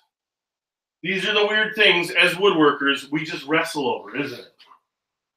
You guys are, I'm annoyed with thinking about it. You're annoyed with hearing it. Moving right along. These are called dowel centers. You can see how inconsequential it was where I put those holes. No marking, no measuring, no layout. These have a little inset into the hole you just drilled and then a little point that sticks up, and that'll locate where you would need to drill the corresponding holes. You could measure this till the cows come home. I'm going to play it by feel, and then we can measure it afterwards, and I'll have a good chuckle. Sound like a plan? Sounds good to me. What are your thoughts on using pocket holes to hold the top down? Definitely a good way of doing that. However, I don't like even being able to flip this over and see fasteners, to see those pocket holes. We're filling these screw holes with dowels. As I mentioned, we could just use dowels. Essentially, you could have 0 metal in this project. I just, as a stool like this, where it might, tip over or it might get stored, upside. I just don't like seeing those pocket hole screws. Where did you get the drill bit stops? The drill bits, the stops, and everything is from a company called Miles Craft. Look them up on Instagram. Let them know I sent you over there. We were supposed to work on a project together, and I think we both got busy. They make a couple little odds and ends woodworking things. But anyways, just push down. You don't need to be beating on it. Light tap. I don't like how in one of my videos I did show where it was fast forwarded, and I was literally just giving it a light tap, and it looked like I was pounding. You can literally just push with your fingers, flip it over, and the angle of those dowel centers is very similar to the angle on the brad point. So again, you're not necessarily poking around in the dark. It fits right into that. Do not forget to change between the smaller depths if that's the way you're doing it. I almost just did. We would have went right through the top. That would have been fun. We could have pointed and stared. And yeah. Jason Roche says hi. Hey, what's going on, Jason? And you want to make sure you come to full collar, depth. I'm not rotating this. I don't want to rotate this, and I'll explain that in a second. If I was smart and I wanted to be super diligent, I should have marked my front, my back, or whatever. But, I'm going to feel more accomplished if I have an actual working stool before I'm done here. So that's more or less the goal tonight. Just kind of having fun, knocking some stuff together. Maybe there's a little kid down the street. I don't know. Maybe he wants a stool. You don't want to go, necessarily driving around the neighborhoods in a windowless white van going, "Hey, kid, you want a stool?" it's typically not advised. But so the idea is, I remember flipping this, and that should be, you know, it's not going to be mismatched. That way, if the asymmetrical holes, just gives me more time by the time I throw these dowels in place and have at her and call it a party. A little bit of glue goes a long way, especially when you size the depth of the hole properly. These are fluted dowels. Those flutes basically make sure that there's no hydraulic or pneumatic airlock when you go to put the glue in, and it can't seep. That glue can then rise up in those channels, completely encapsulate the dowel, which is typically beach. It expands, it hardens, it glues. You have cohesion, adhesion, friction, and interference fit all in one. It's a beautiful thing. You can thank yourself for that. And you know the Germans make good stuff. You get that, camera guy? Van in a stool down by the river. LOL. I live in a stool down by the river. And you can feel it. It's almost like a hydraulic shock, and you kind of feel when it's soft and it's pushing that glue up versus when it bottoms out. At some point, I'm going to need clamps for this, but we'll see how far we get with her. These holes are less deep, therefore less glue. The weird things, but to a beginner, I think those can definitely help out. I like to actually let this sit, let that glue get there. That way, it's not just barely hanging on the hole and I go to flip it and it just falls out. Give it some time, break that surface tension down. You know, talk to yourself or the people watching on YouTube. And now, being there's going to be a cup, a rack, a twist, a bow, a bend and twist and turn and push, then we're going to just add a couple clamps. And this lends itself extremely nicely to being able to. Hi, Fred. Put on. Fred McIntyre? Hey, what's going on?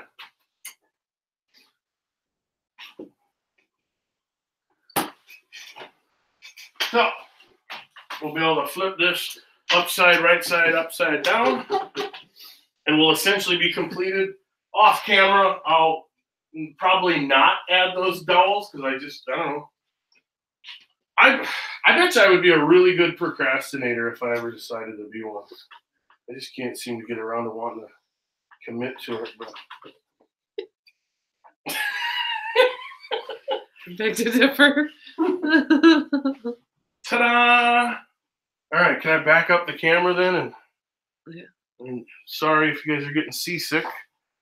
Definitely see me, you'll get sick. So that's it. That's the stool du jour. I love that. One of my favorite jokes of all time. I think it was in Dumb and Dumber, where he's like, "Hey, what's the soup du jour?" She's like, "Oh, that's the soup of the day." Ooh, that sounds good. I'll have that. I love that. That's funny. Oh, I am so parched. You sound like you're starting to lose your voice, actually. Oh, I probably am. Coming off that cold. So what do you guys know? What's good? What's in the good? Which feel? I don't know. We're supposed to say it like that.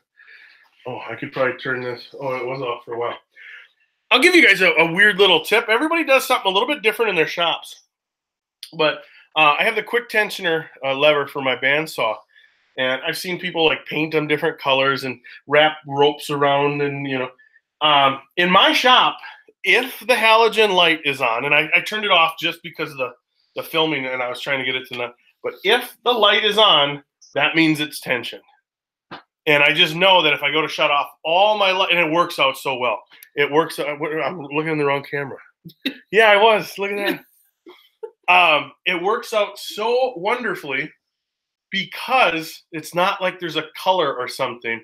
And why detension on my smaller benchtop one? I rarely take the tension off, but mostly it's to keep the tires, the rubber or urethane tires from getting flat spots on them. That's what I can gather the most. But anyways, the reason it's so perfect is if there's a little red flag on it saying, you know, it's in use, that doesn't help me when I'm leaving. When I leave and I turn off all the lights and I go, Oh, clear across the shop, the bandsaw light's still on.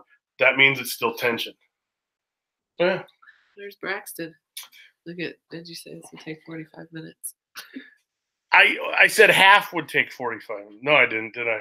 You said 45 minutes to an hour. I thought, okay, I meant to an hour and a half. Now, granted, the fudge factor, I got to always, when calculating anything, if I would have told my wife a conservative hour and a half to 2 hours, she wouldn't have done this.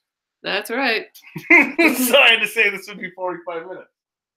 But anyways, we'll let that cook for a little bit, and then I can pull the clamps off, but I'm not going to be able to back up enough. That's essentially the stool.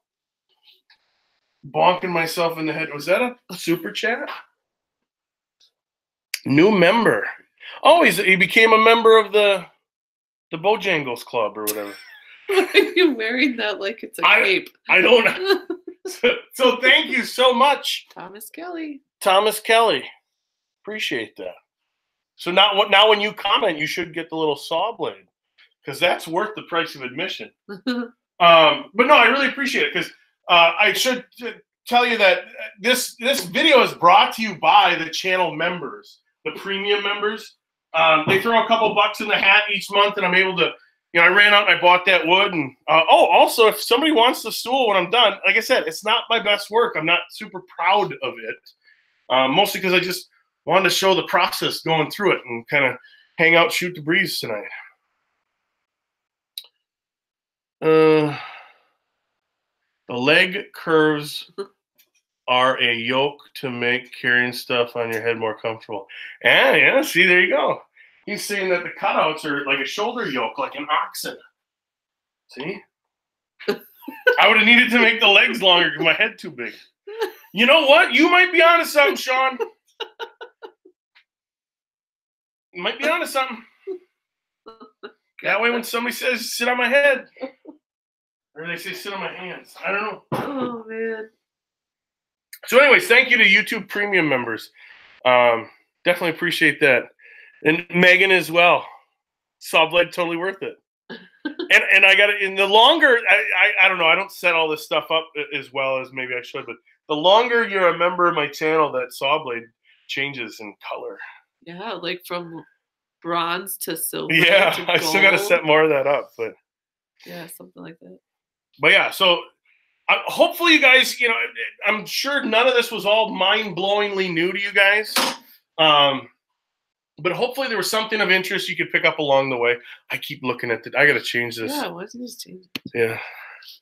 I'm so used to staring at the actual web camera in the computer. Hey! That guy, he was saying camera 1, camera 2, camera 1, camera 2. Awesome. You want the stool?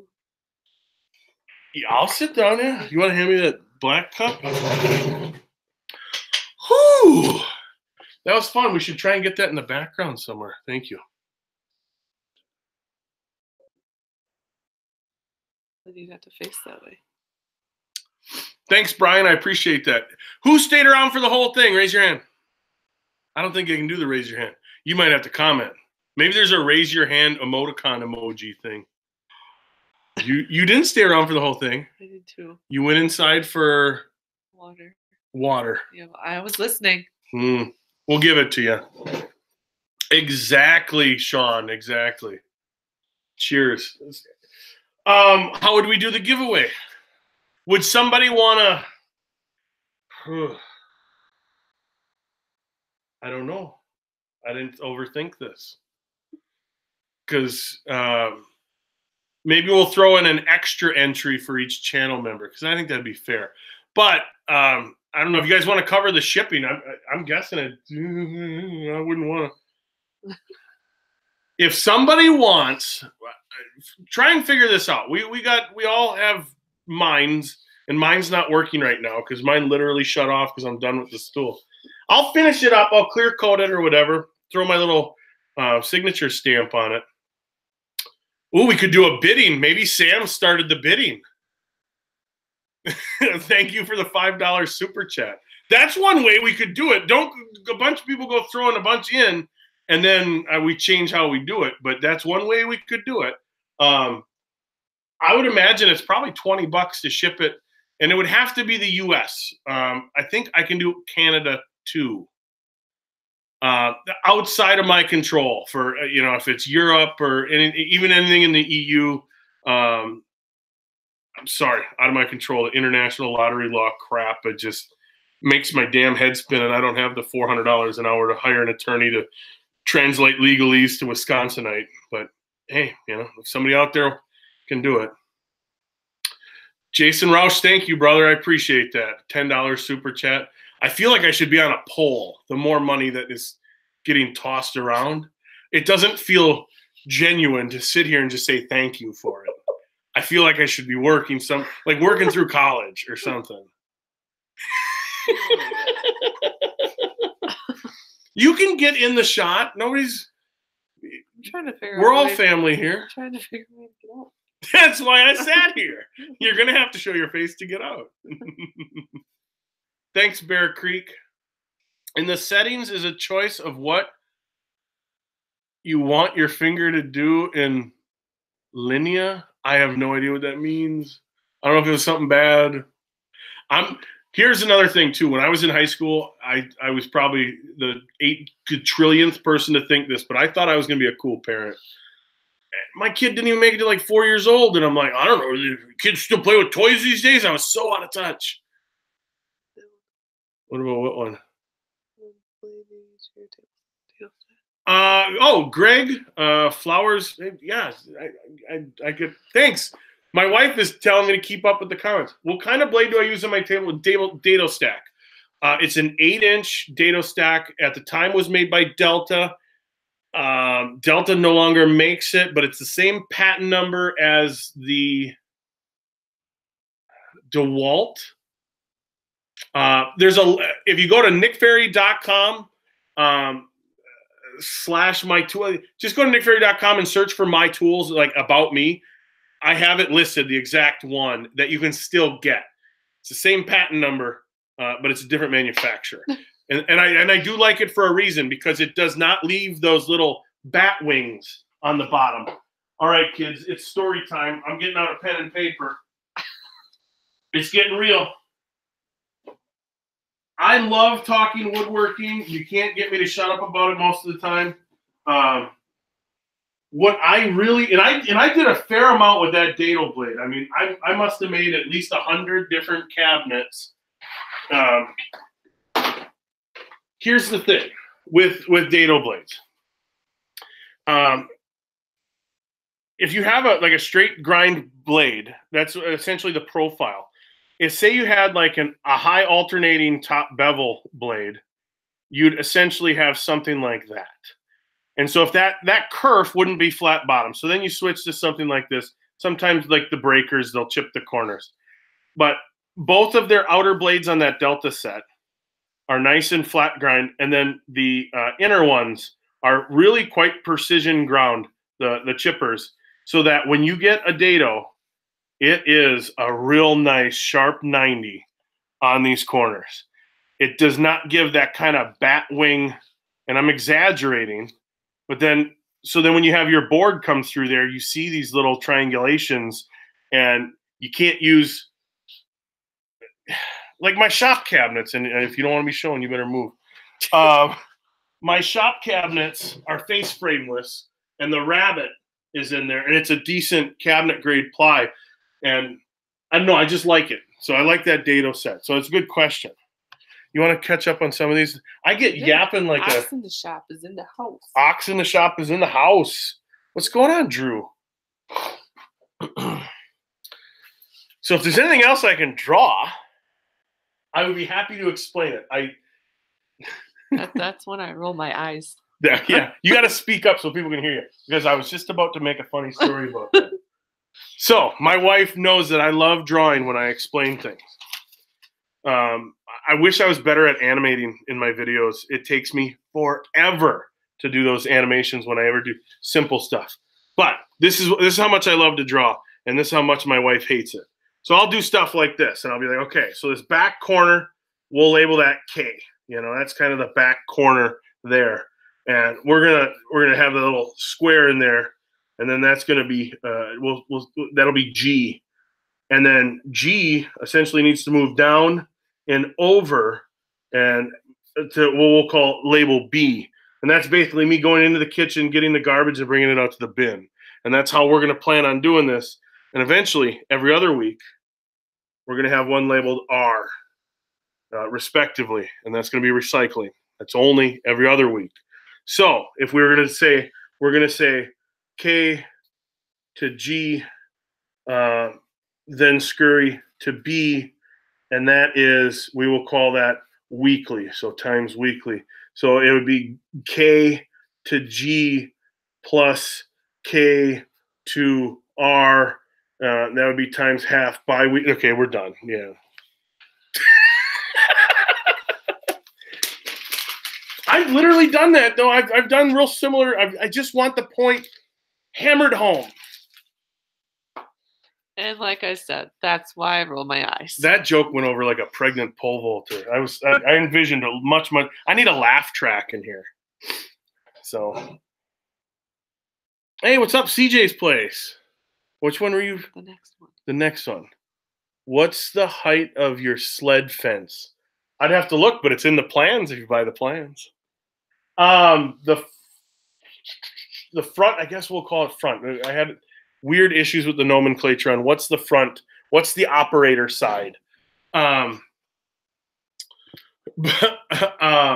that's to whatever Craig's top track says. You know what? I shouldn't say it. I did alter it slightly. So if you don't have the plans, it's in the plans, but I can always look and get back to you. But that's kind of why you get the plans. You get all the exacting nature to it. And it does matter, because if you make my tenoning jig, there's a measurement in there that meets up with that height. I'm not going to read that. He said, just hit me. I just read it. Dang it. Do you think that birch would make good tool handles for the shop? Yeah. I mean, like birch wood, not birch plywood. Can you use the dado stack on a bevel? I can. I don't know what would prohibit somebody from. You lose a lot of the height. Granted, you're on, like, say, for example, I'll say my example, because that's really all I can go off of is my experiences. But it's a 10-inch diameter saw, the table saw. So now you're dropping down to 8 inches. You're losing a full inch of depth of cut capacity. Then you start to get the angular momentum of the radii. I wouldn't quote me on Googling that, but you're going to lose some of that cutting depth as it kind of dives into the abyss, like my heart the first time I sold my first car. One for the homies. Wow. I should make a fishing rod out of wood. That would be a nice video. That would be kind of a cool video. Nick, we should do a Google chat sometime soon. That was fun. Yeah, for sure. I'm sure I'll be doing one after this. Correct, birchwood. Yeah, I mean, depends on if it's handles for what. Talk about me being over analytical, but it gives you food for thought and things to think about in life in very simple of designs. Are you trying to use birch for chisel handles and you want it to be really, why am I drawing a blank for the word, but really against the pounding, the percussive nature of hitting it? Or are you talking like little handles that I need a new knob for the front of my miter saw lock? Or are you talking about handles for like drawers? You know, you're going to route them out. There's so many different ways, but yeah.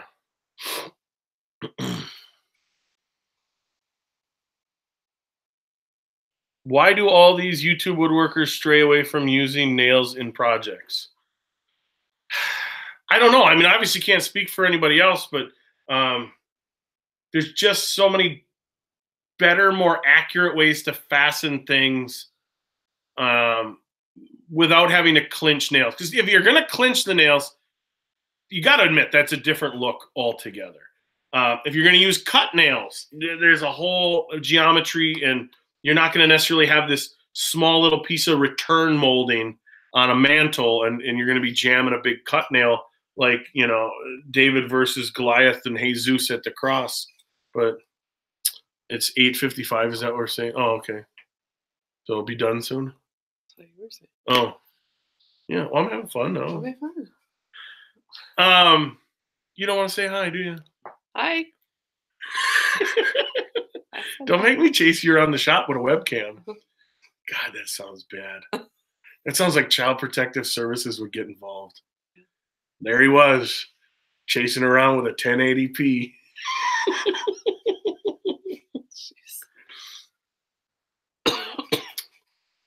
I mean, nails have their place. I did a sign that was supposed to be kind of a rustic sign, even though I used more of a headed nail. They all have their place. Cut nails, I've still, as of, I don't know, 2 years ago, used essentially cut nails to concrete masonry. You know, a fascinating wood to that, but take that however you want. I'm more of a screw man myself, Braxton says.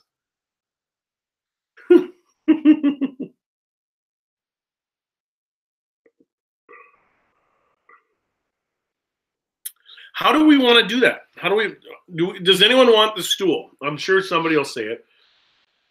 And then how do you want to do that? Give it away, and maybe if somebody wants to pay the shipping, or what?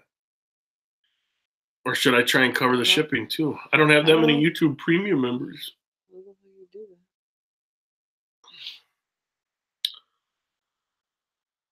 do that. Braxton says no thanks. Hey, Dave Staten in the house. What's going on? I took all your viewers. Were you doing a live show? I don't keep up with all that, and I apologize. People get into like feuds. The wars start. I've seen it happen.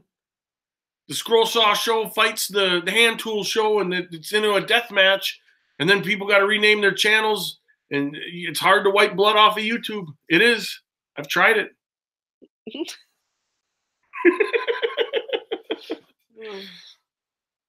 Why do radial arm saws rotate clockwise towards the user? Probably that you're not chucking the kerf material into the user would be my guess. I don't know, because yeah, essentially it's a climb cut. Yeah, it is. It's a climb cut. I'll tell you one thing, man. We had a beast of a radial arm saw.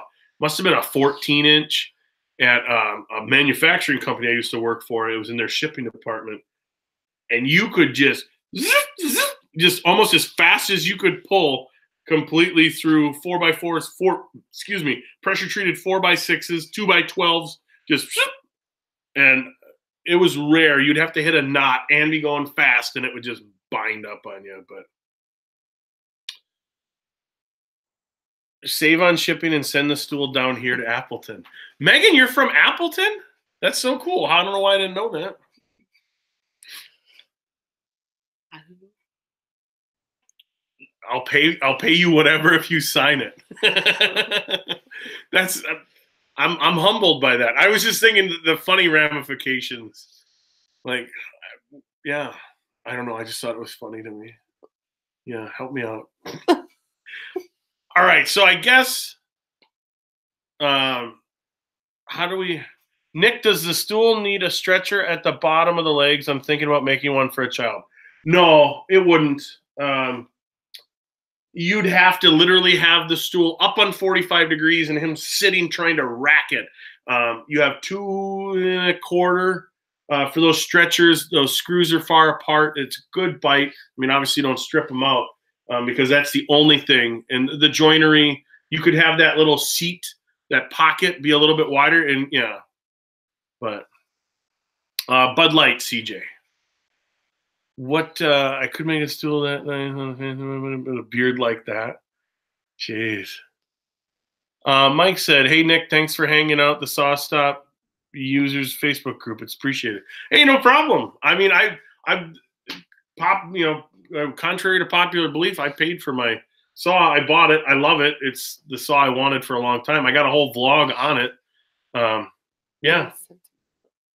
Yeah, it is sentimental. My wife was very, very smart. One of the previous businesses I had, when it sold, the last a little bit amount of money um, went into buying that saw. That was my new venture into YouTube stuff. So there's some old and new mixed in there. Which I just noticed that Megan did a $5 super chat. So thank you. She's already a premium member and then did a $5. So I appreciate that. Yeah, you can get a stool sample, Roush. I'll send you a tiny little stool sample. That way you can test it out. Cut off circle piece. Yeah. That'd be remnants of my stool. Yeah. Normally she calls that the laundry. Oh my gosh. Okay, I've derailed rather quickly there. Okay, if anyone's got an idea of how to give the stool away, let me know. Maybe we just literally just do I would take it, and then we'll just I don't know. I'm sorry I didn't think it through that way, but I don't know. Yeah.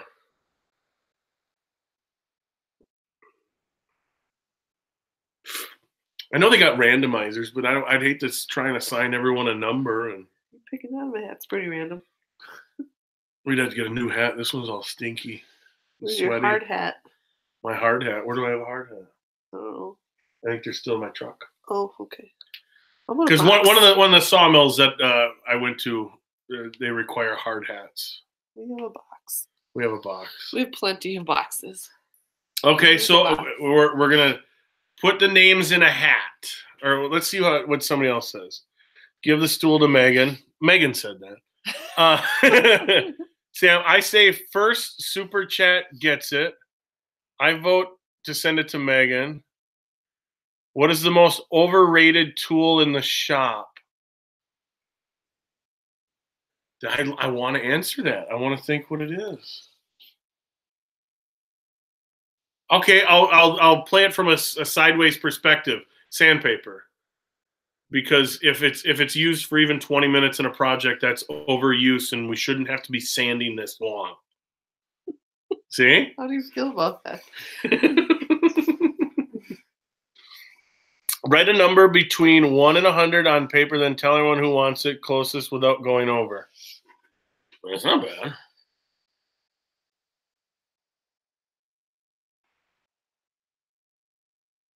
Somebody said toilet.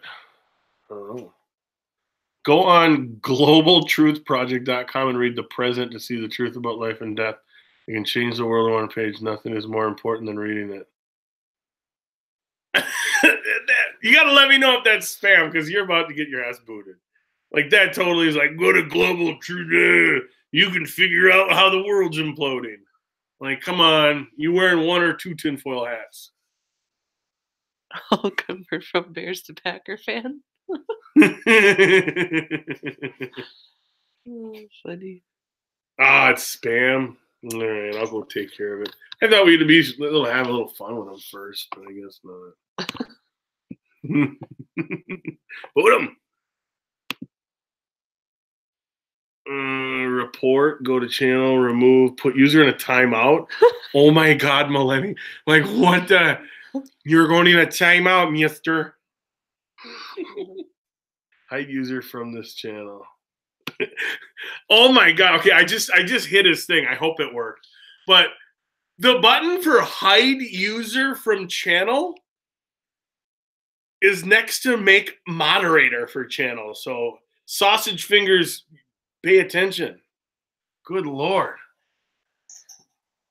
Timeout for shame. A round of Pictionary. You start drawing something, first to guess it wins. I like that one.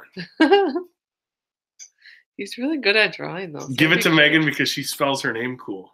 I agree. It's a cool way of spelling it. Maegan.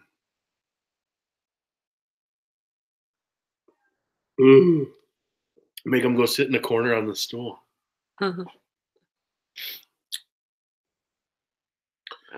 Boat works today. What's going on, man? He's up north. Up in the cold blue yonder. I don't know if it's blue, but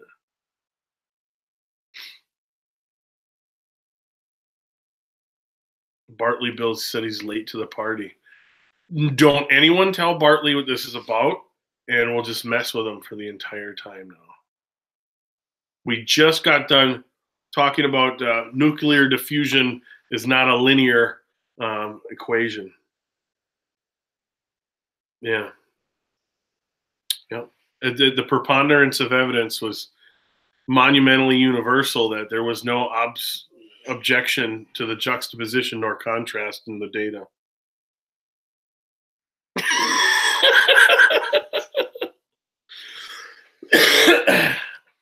Oh, I should go as a smartass for Halloween.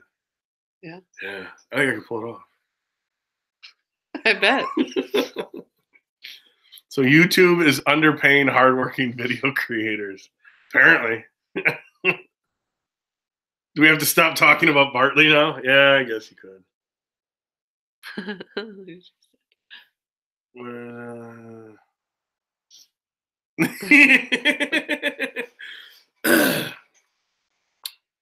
Whoever is the closest to circumference of the stool wins it. It would be it wouldn't be circumference at this point. What do they call that? Girth. It would be the girth. The girth. Is that like the word moist? You can't say girthy without some sort of implication of maybe it's just the way you say it. impure girth. My wife says I say it weird. Girth. Yeah, it's a little mushy in there. Like if that was a pneumatic valve, there's definitely like a damper in the end. Girth. I'm gonna turn the heat down because I don't want to hear it blasting.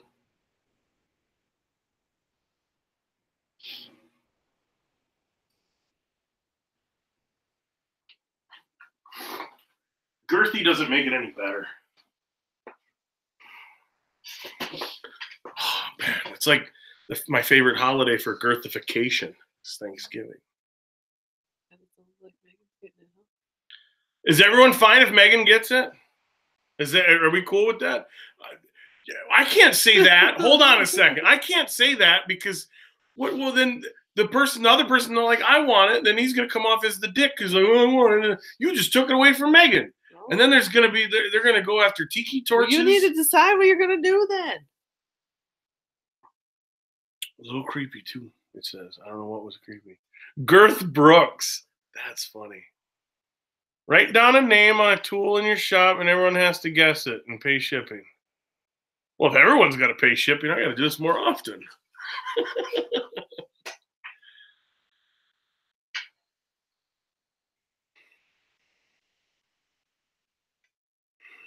I'm just trying to read while it's going on. I know this makes for the most uninteresting stuff, but yeah, it does. Yeah.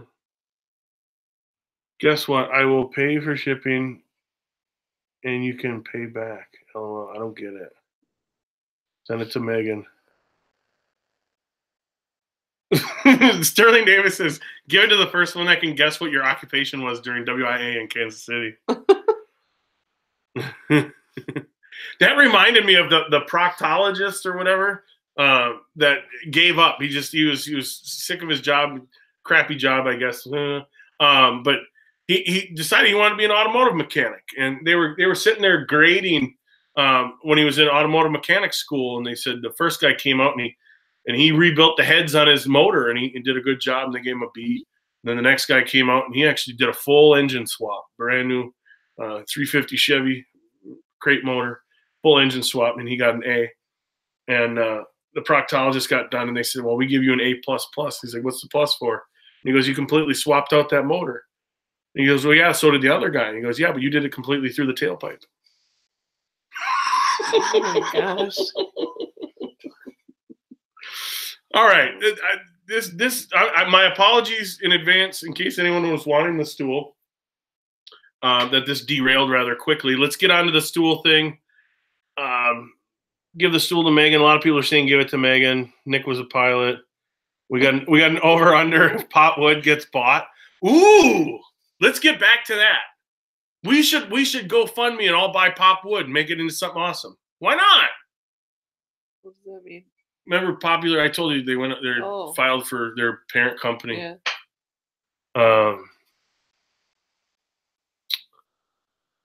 They were in the black despite supporting all others. All right. Speak now or forever hold your peace. Megan will get the stool. If you guys are cool with that, that's what everyone seems to be gravitating towards.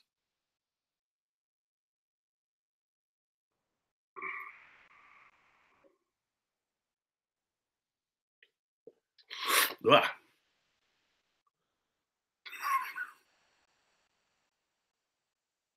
Say it again and I'll make you a stool. All right, Megan, the stool is yours. Do you have any? Now Megan's got to answer if she has a flush trim saw. Mostly because I'm lazy. I want to send it to you as is. Secondly, that'll give you an opportunity to finish the project, making it partially yours. Should I have started with the whole learning aspect instead of saying I was just lazy, I don't want to finish it? I don't know, maybe just left that out. Yeah. That sounds like a deal. And then I can deliver the stool to you, Megan. I almost called her Stacy. Oh my God, the confusion begins. I'm gonna get completely shot at the stake. No, I'll deliver it because I did have to make a run to Woodcraft one of these days, and Appleton has Panda Express. So, ta-da! Megan gets stool. Golf clap. You're awesome. I like that. I should have married you sooner. Golf clap on command. We're freaking idiots. Oh. I'll come with you when you deliver it. Stacy's coming with. Because I also like Panda Express. Yes. I made this mallet not too long ago, and I really like it. The brass is actually conical. It acts as a wedge, but it is off-center slightly. Not my fault.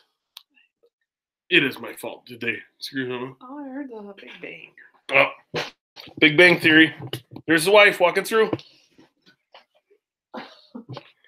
She might be back. Oh, here. Actually, if you don't mind coming back. Two, maybe tree in there. So anyways, that's where we're at. That's what I was showing. I just thought it was cool. Completely, all the aluminum turned on my wood lathe by hand. So it's not too bad. All right, we'll have one more look at the stool. And then if you guys, still want to hang out in the shop for a little bit, I'm all down for it. But there's really nothing to the build after this point. Okay, that's the one. I could include the poplar dowel. There's mill marks and stuff. Oh, that's what I was talking about before. Not ideal, but it worked out. It kind of worked out for what it, like I said, not something I would normally do.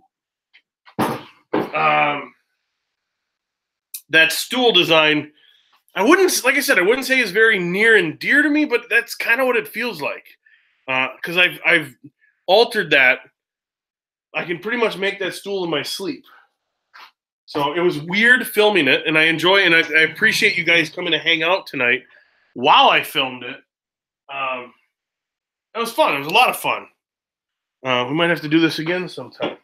Well, if you're a YouTube premium member on my channel or whatever, I was hoping to do it monthly. So I don't know with them changing how these live hangouts work.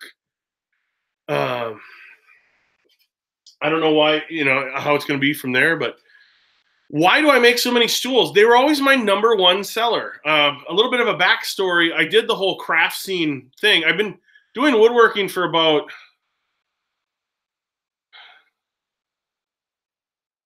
I can't do math. And it doesn't help that I try not to think about my age, but it's been 25 years already that I've been woodworking. Just about 25 years. I did the craft show scene for a while.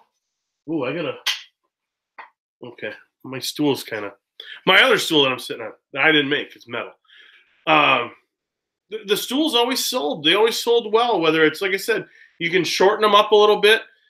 flare out that bottom a little bit more, and you have a perfect little step stool for kids for, as they're kind of brushing their teeth, use around the bathroom.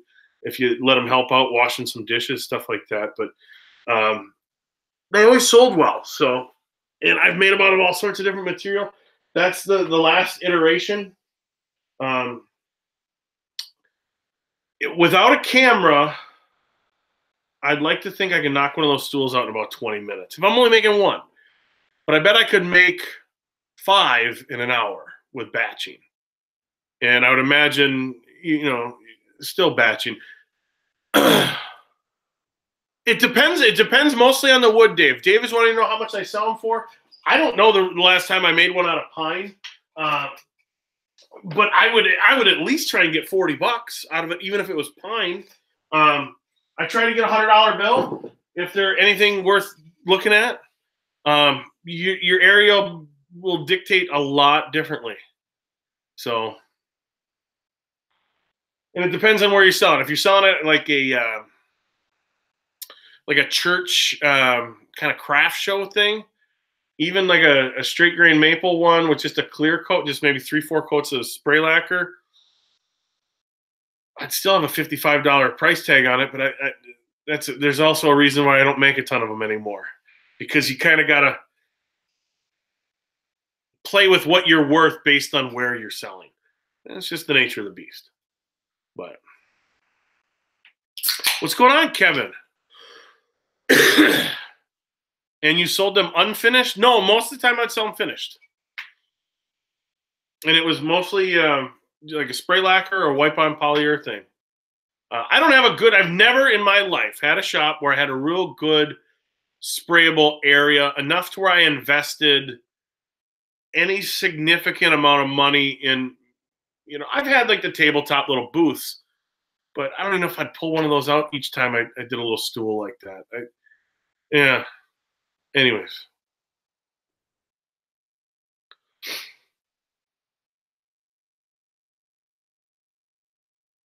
Interesting. Sean just said that when he was dealing with different insurance things. They wanted to know if you make or sell stools. I would, for a general, like a liability or an umbrella policy, I could see that. I could see them asking that. I've never been personally asked by any insurance company, and I've had different umbrella policies and liability coverages. Basically, anything past a chair. It's not like I couldn't make ladders. I should, you'd have to talk to your underwriter. But it brings up, it's interesting food for thought. I mean, are we talking about a multi-rung step stool as opposed to, you know what I mean? But I guess you could, I don't know. People are just so happy, and liability people they want to look outward for liability. That's the problem, I think, with society. And I'm going way deeper than I should right now. But life is just sometimes unfair. You fall over and you break somebody's chair or whatever. I want to sue the manufacturer. It broke, Hopefully you didn't fall into a black hole, and I don't know. Somebody derail me, because I could. This is going down it's going down not a good path. But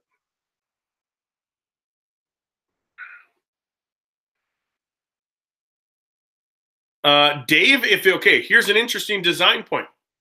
Dave said, I can picture it being used to milk cows. Got to hit up the farmer's market. Milking parlor stools are almost exclusively 3-legged. I wouldn't say I grew up on a farm per se, but I was around a farm enough, and I've milked enough cows. You're always going to want 3-legged, that tripod effect, uneven ground. Maybe some of it's gravel, maybe some of it is hay, some of it, it all depends on, the milking parlor. But if you were to sell those and you wanted to, if you truly wanted to market farmers, not many people hand milk anymore. Not many people have a need for the stool. If you want to sell at the farmer's market, I guess 4-legged would be fine, but keeping in with the spirit of the piece, I would make it out of 3. Wisconsin is a farm. I agree. Milk paint would look cool too. Yeah. In fact, I had a quart of milk paint. I was going to paint the thing tonight, and I figured, you know what? If it goes over an hour and a half to even build it or whatever, it's not going to work. Is cow tipping an urban myth? I don't know how to answer that. It's not true. You don't tip over a cow and it dies. It's not really how it works. But I don't even know if I could. Cows do sleep standing up, not all the time, but I don't even think I could. And I'm a big dude. I don't even think I could tip a cow over. So I'm going to say myth by probably what you have heard. I know enough to call it a milking part. There you go, Don. Yeah, that makes sense. Yeah. Or heifer houses. There's always some weird connotation to calling it a heifer house, but surrounded by the Amit, they use all sorts of strange one-legged. Oh yeah, there's all sorts of cool. Whether it's metalworking or woodworking or plastics or leather or anything, just your overall life and finding just having the ability to fix and modify things, I think is huge, huge. I remember I had this end table. I was at around college age, and the end table was given to me. It was kind of rickety, but it was just the wrong height. As soon as the sofa got bumped and blah blah, it was tipping over, and it needed to get cut down 3 inches, and it would have been perfect fit right under the thing. And I just went up, boom, and just modifying just for everyday life. I've done some really really goofy setups in my cars with certain like cell phones and stuff, where it's hardwired. It comes out of a grommet. There's a nice little click holder. But when every day you're click and then you want to set it down, click, set it down, you tend to modify and make things that I don't know, it just helps you out. It just, yeah, I'll take it over here. Anything to add? No. You want to get me a shoot? No, I'm good for now. Thank you. Okay. Did you want to say anything? Come on in and say thanks and take a bow for the camera work before everyone goes. I see like 5 guys packing up their stuff. They're going, man. Hi, thank you. Thank you to Stacy for doing all the camera back and forthery. It was still tough. It's tough. I feel like there's a lot of dead air trying to come up with that stuff. It is what it is. Mike, have you spoken to Jay or April lately, or even James King? Just curious if the maker. I haven't talked to Jay and April since we stopped doing the podcast, pretty much. James King commented on my Facebook post right as I was clicking live for this, so I wasn't able to see even what the comment was. I already know, and it screws with me because it bugs me. Where did I put my phone? It's like probably on my head something. What did I do? Oh, my wife took it. But anyways, I was just going to show that right as I'm about to go live, I announce it like in a couple different places, and I'm just inundated with like 40, 50 things. And I have to kind of not look at that or else I'll never end up going live. But a dad joke of the day: why does the greenish soft hardwood have a lot of friends? Because it's poplar. That is pretty dad jokish. What's the number and we can all call it? No thanks.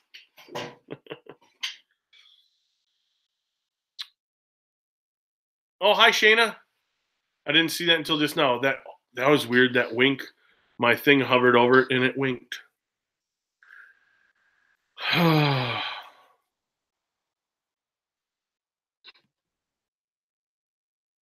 I had to click show on that one, Braxton. Like it wouldn't put out a 8675309 My wife had refreshments. Looks like some magical land of Narnia on the side. I don't know. It's from a movie house. They call it the Bladder Buster.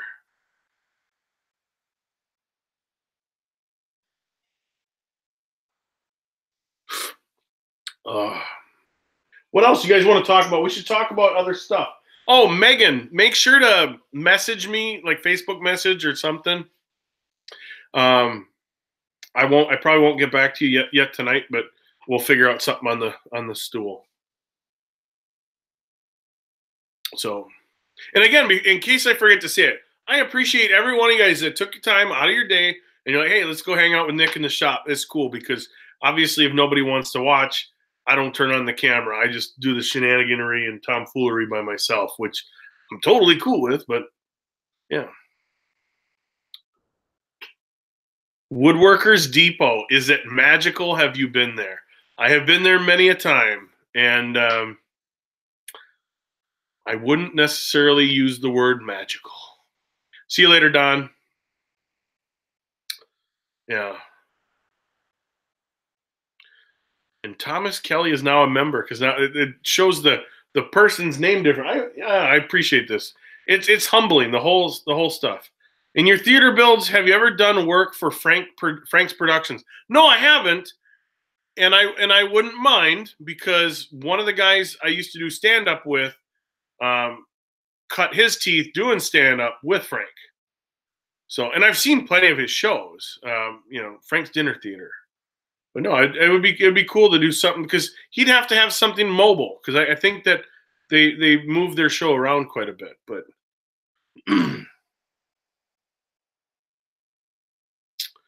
LT Woodworks, what happened to Popular Woodworking? I didn't hear. Their parent company, and don't quote me on any of this. You can look up, like Sean Graham was in the chat here. I think he tweeted out about it the other day a little bit. Stumpy Nubs did. Their parent company that was like somebody found my number on my website, I'm guessing. That's what that ring was. So tell me, whoever the guilty one is, tell me. It's a whatever voice over IP or something like that. I don't know what even that means. Going back into it, their parent company filed for bankruptcy protection. So yeah, it essentially will probably be no more. But yeah, somebody was. Well, I don't know if that was calling the Hangouts or somebody else, Braxton. So I might have to mute that if it does it again. But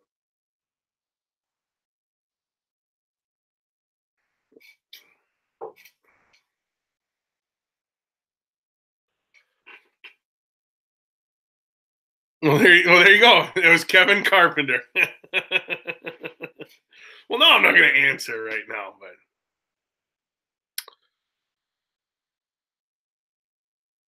In case you missed my request earlier, can you do a John Henry hammer? I don't know if it's too late into the day for my cognitive abilities to. Why am I drawing a blank on John Henry? Is walnut MDF, though, it's walnut MDF, though. Should I just paint it and screw it to the wall?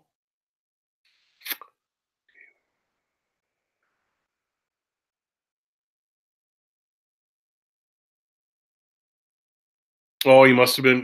See, I didn't catch everything. What can you build with MDF? I got like 3 sheets and I have no idea what to do with it. You can laminate MDF real well. MDF paints real well. When you're talking about joinery, think gusseting because dados and rabbets and stuff do not do well with MDF. The screws don't get a real good bite. If you can do some sort of like countertop bolts, if you have to, butt joint things, you got to think differently in the joinery. But MDF is beautiful. It's just bad on your lungs and it's super heavy. And there's really no lateral stability in almost any direction. But it's super flat. It's smooth. If you expose the edges, you'll have to seal them, especially if you're spray painting, because you could spray paint 100 coats on that edge and it's still going to look rough. A lot of times drywall joint compound, Bondo, body fillers, anything like that, even glue act as a size to treat the edges of the MDF, and then it'll paint up real nice. I wouldn't use it for anything outdoor. It's the risk to reward for how susceptible it is to moisture is not. It swells up like a big wart and then just falls apart. If anything, if you want to do some really nice outdoor signage, I used to own a sign company, and we would use MDO, which is a medium density overlay. So it's a real, just kind of a veneer on a marine kind of grade plywood, and 1/2 inch is good. You can do 3/4 if you really want to, kill it. But Rick wanted to know, can I build some vinyl record storage? I probably wouldn't anytime soon. I don't have any vinyl to store, so I'm really weird when it comes to music. I like just about every kind. I get real hardcore into certain types of music and certain songs, but I can go a whole 10-hour day without the radio even being on. My radio is over there right now, sitting next to my lathe and my power supply. But yeah, it's weird. It's weird that I can go that. But Joe Waggy. Is that Joe Waggy, who I think is Joe Waggy? Joe Waggy? I'm guessing. But did I ever meet Norm Abrams? And for one, Joe Waggy, it is Norm Abram. No, I've never met Norm. I've met Roy Underhill several times. We've sat and talked.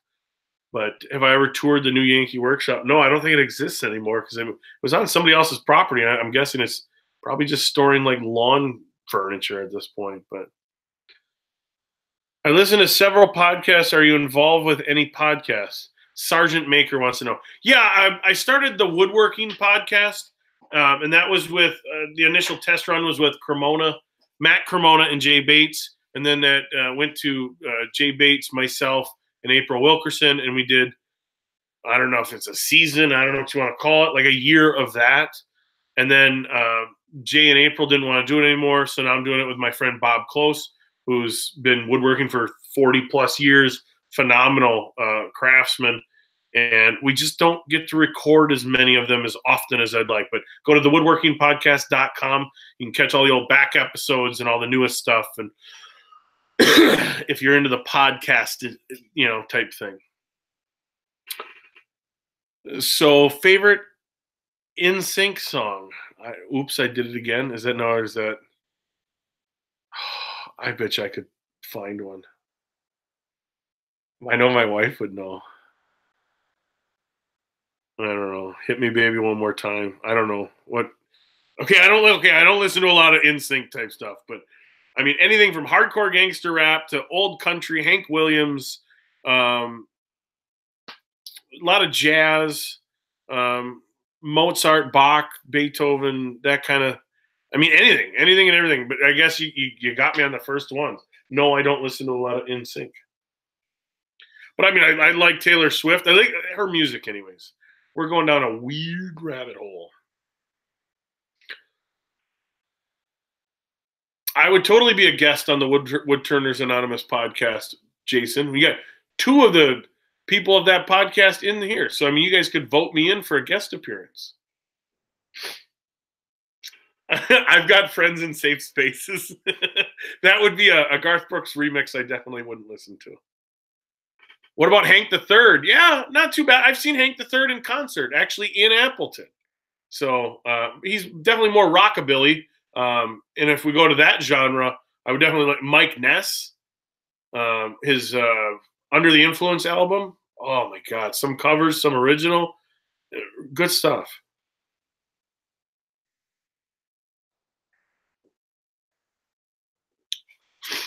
What's my favorite piece of woodwork that I've ever made? Joseph wants to know. I don't know. It's going to sound foo-foo and nostalgic, but whatever brings the biggest smile. I've given people scrap, and just kind of carved up, and they've really enjoyed it. I have some woodworking to where it is the first time when I was doing a high school play, and it was the first time this particular girl, I think she was like 12, 13 years old, had ever hear a drill, and she drilled a smiley face pattern, and I kept it. She signed it. She's like, "You're going to know, Mr. Ferry, you're going to know the first woodworking project I ever had."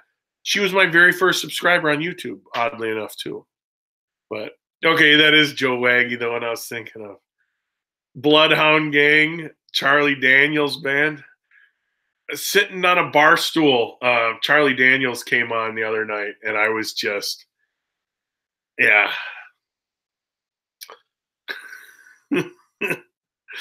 Yeah, Bloodhound Gang, put your head up high and blow your brains out. That's a good song.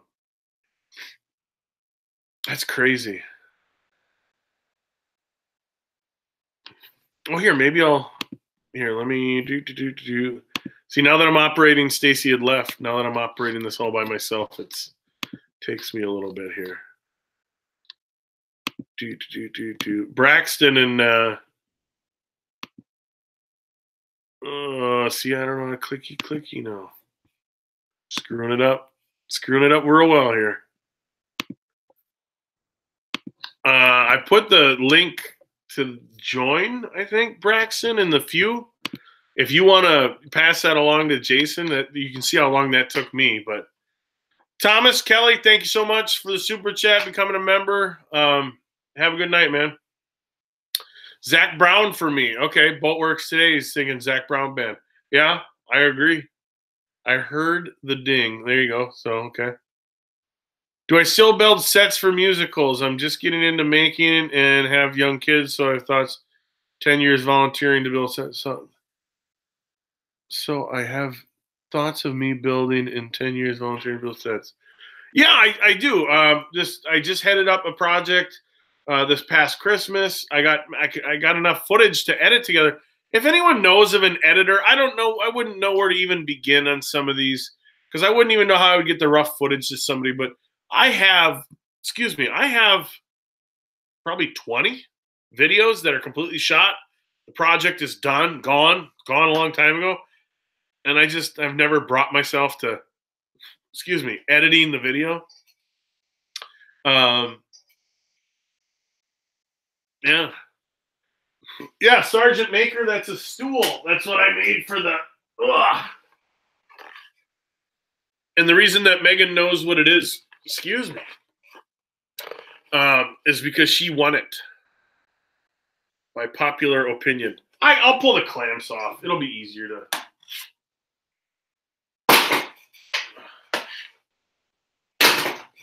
And for the record, Megan, it was an actual huge struggle for me to say I will give this away because I knew I kind of put it together so haphazardly, and it's not terrible. It's just not something that you kind of like to lead with your best foot forward. But here's the stool. Like I said, sometimes I add a handle in there. I kind of like the look of this one better. None of the edges are broken. They're all very sharp yet. But yeah, it sits flat. She's pretty. It'd be nice now that the top is permanently attached. It would be nice to a little Danish oil or some color for the pine. Something that doesn't blotch up a ton. Maybe a sanding sealer on first. And then the base, I was thinking like a minty green, kind of a farmhouse milk paint meets the East. I don't know what the hell I'm talking about. Yeah. now she might not want it. I am not building a sawmill, Kevin wanted to know. That's all I can say about that. I agree, Braxton. It's the editing. I'm just getting over. I had a stomach flu like a week ago. Threw my back out a week or so ago. And this is like the third day, in case I'm sniffling, that I had like the rhinovirus, like just a cold. And I'm like, man, I'm just missing on all cylinders here, but hey, it is what it is. Can you edit in Final Cut, Megan? I know you said you have it, but I wouldn't even know where to. We could talk. Rob, paint it purple with yellow polka dots. Jeeps. Rob's a good dude.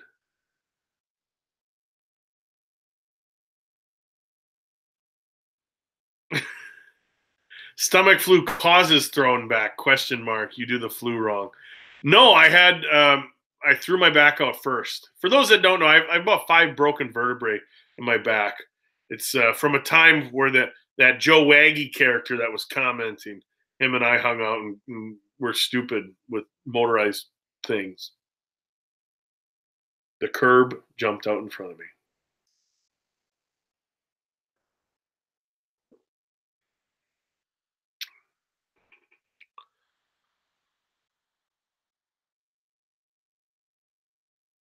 Maybe I should. Okay, what did you? All right. Braxton said he'd pop in here for a little bit. And there's Jason Roush. What's going on? Not a whole lot, man. Just sitting here chilling with my stool sample.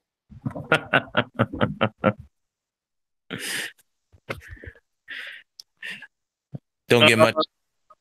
Well, I don't know if you're following the chat too. Joseph Williams wants to know, is there a site I can ask you questions when I have a problem with a certain wood project?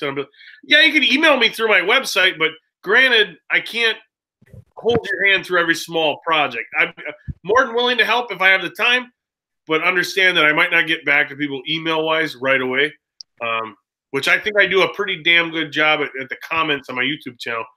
I think it's 99.98% of every comment that's ever been commented on my stuff I've responded to. So what do you know, Jason? Oh, man. I'm just enjoying not having anything that I have to do right this moment. It's good. It's good. Everyone's asleep. I'm the only one left awake. And in case Braxton's listening, that meant an invite for you to hop in too, you know. No, it wasn't like, oh, just pass this along to Jason. You can't come play. He should hop in here too. Yeah. Maybe we can get Carl in here. I don't know. Ronald Potting says he's not a fan of painting wood. To me, I like to think of it on the utilitarian side of things, and that any finish is preservation of the structure. I mean, you had a bin, you had a table, you had a chair, you had a barn, you had a wall, you had a roof, you had a realize that whether it's oil, water-based, clear, milk paint, lead-based paint, Chinese toys melted down, the lead harvested and then coated on wood. It's a preservation, and just look at it like that. And because I've always been a function before form, and if you think about that, well, yeah, try and have it, you know, speak for itself, and then it looks the way it does, just because, you know, that's the design. I think that would play real well into this. Why did I angle these, you know, years ago? I didn't like that pointy aspect. So in case you went to lift the stool around here, it was just that pointiness. It didn't lend itself well in the hand. Why such a big dish that's real narrow? The smaller these feet, the better the chance that you're having to fit this unevenly, being it's 4 points. If this was straight across, you could easily have a high spot and then have a rock. So a lot of times the function is there, and that's where the form comes from. Not to say it's, you know, I haven't been that kind of guy to just want to throw some galvanized diamond tread, aluminum, you know, diamond plate on stuff and call it more extreme.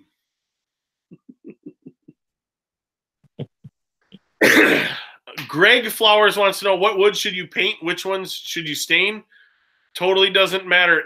Stained isn't, this isn't binary. This isn't either paint or stain. It could be clear coat in paint. It could be paint and then clear coat. It could be dye. It could be ammonia bath. It could be fuming, or what, you know. It could be an ebonization thing. No, it's, you know, there's no one way or another. Maple tends to be blotchy. Pine tends to be blotchy. I tend to been using dyes as of late, last few years, because they're less blotchy.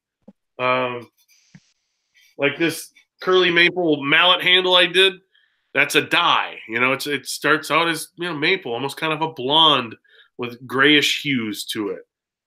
Yeah, I've refinished some guitar bodies that were maple, and it was nice grain, but it was intended to be painted. So you end up doing the wood filler and then do a clear coat over that. and or really kind of a sanding sealer, and then 2-3 coats of some kind of acrylic paint, something that's going to hopefully stand up to the abuse, and then 2 or 3 coats of clear coat over that. And other than the sound of the guitar, you have no idea that it's maple or whatever it was made with. Yeah. I don't know. One of the last coffee tables I did, it was mostly poplar and maple for the base, and I painted it. It was hard maple, and I painted it. So, but it has a much better feel just setting down a hardcover book on this coffee table. Feels different, and depends on, you can obviously have diminishing returns to design in life, and you can obviously overanalyze, but there's something to taking a large hardcover book, setting it down on a coffee table that's on a fairly thick plush carpet, and it doesn't move. It's solid. You wouldn't have gotten that if the whole base and the legs were all poplar or pine. It would have felt a little IKEA-ish. So you just gave me an idea for a new video. Well, there you go. Perfect. I'm gonna turn this a beautiful maple ball with the most beautiful grain, and then I'm gonna paint it with like latex house paint. Yeah. Just to piss people off. It's just one of those things. My off-roading buddies always say, "Ran what you brought." If you have maple available to you, there's nothing wrong with making it and painting it. If that's what. I mean, if you're special ordering straight grain maple at $12 a board foot and paying up the nose for shipping, no, I doubt you want to be painting this stuff. But if you're Canadian and you have a bunch of maple available, Yeah. Like, the funny thing is, one of my earliest videos, I want to say it was like my 4th or 5th video in, I didn't screw up the lexicon or the nomenclature. It was essentially a leftover, an offcut, a chunk of scrap walnut I had laying around. And it was like 5 inches wide. It was 10-quarter, and it was a good 7 feet long. It was given to me free because of the last lumber run that I had with my maple guy. And he goes, "Hey, I got this chunk of walnut. You want it?" I'm like, "Sure." Toss it in there. It wasn't wide, clear, quarter sawn curly that, I was, paying a ton for. It was given to me free from the maple I bought for my kid's dresser or bed, or, So it's weird. If people call it scrap, that's scrap, but. Absolutely. The wood house that I used to get stuff from before we moved, I would routinely go in there and buy $50, $60, maybe $75 worth of 3 or 4 boards.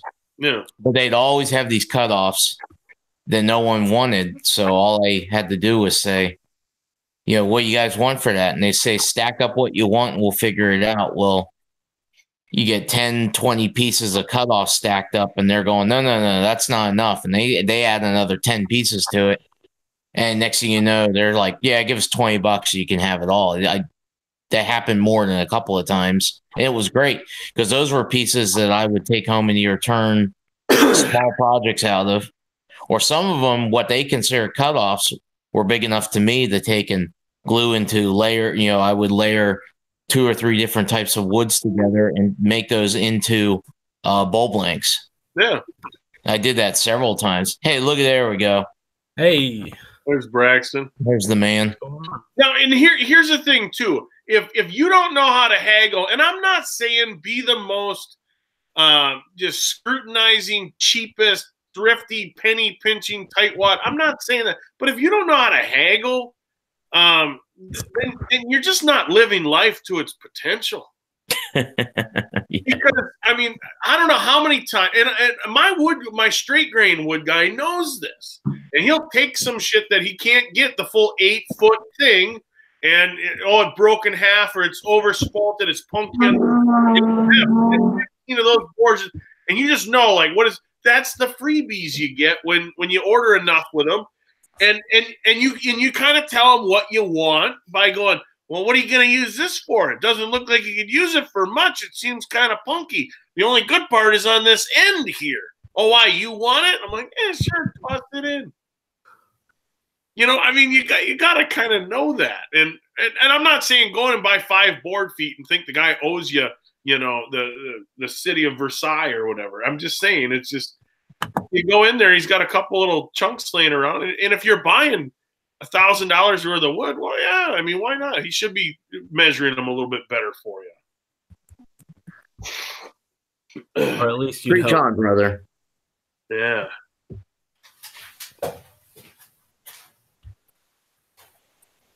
Oh, let's see here. Where are we at with the thing in the hootenanny? Frankie's CNC and woodworking channel. I've got stuff from a place that builds pallets up the street. End quote.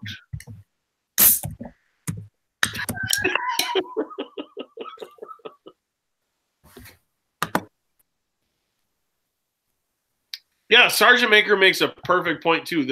I got a firewood guy down the street from me, and he's saying that he makes all sorts of little boxes out of firewood. Yeah, and what the cool part about firewood is you tend to find a lot more spalting in firewood than you would with things that have been air dried and stickered. You know, because of the nature of it wanting to rot on itself. So yeah, you can find some really, you know, just really awesome pieces from firewood.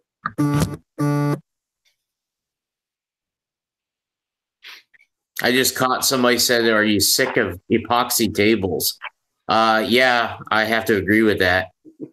After seeing like the 20th epoxy river table, I'm so sick of them. It's not imaginative anymore. Like after the 5th guy did it, it's like, I think you're kind of copying it now. I can't. Okay, one of the time periods of furniture that I don't tend to gravitate towards, and I'm trying to think because I'm not a historian and I don't try to act like I am one. But what is that? The postmodern. They had a lot of the Bakelite and the formed blow molded plastics and the half egg frickin' hat. You know, was that the 70s or was that the 60s? And what did they call it? I forget. But I never liked that kind of movement, that type of furniture. Mid-century modern? Or no? No. Thought you said something about something modern, but modernism, or anyways, I'm sure somebody will you know, way smarter than my pay grade will figure it out in the comments. But I've never liked that, and then there aren't a lot of organic materials in with that type of. And so that's kind of what those epoxy tables, for the most part, scream to me is just, you know, throwing a lot of resins at something that of just a time period I didn't like. I like shaker furniture. I like green and green. I like Mission. I like shaker especially. But yep. yeah, I don't care for epoxy stuff myself. Can I just go on a rant about stuff we don't like real quick?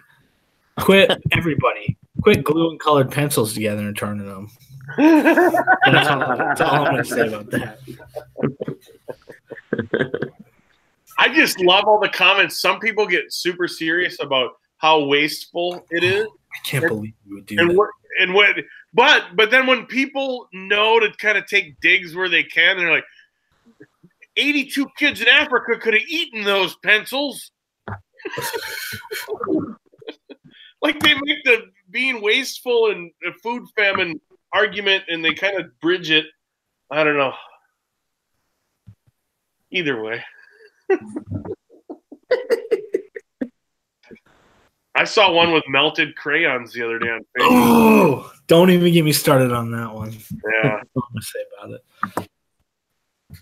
it? That made me lose all faith in the future of anybody who builds anything ever.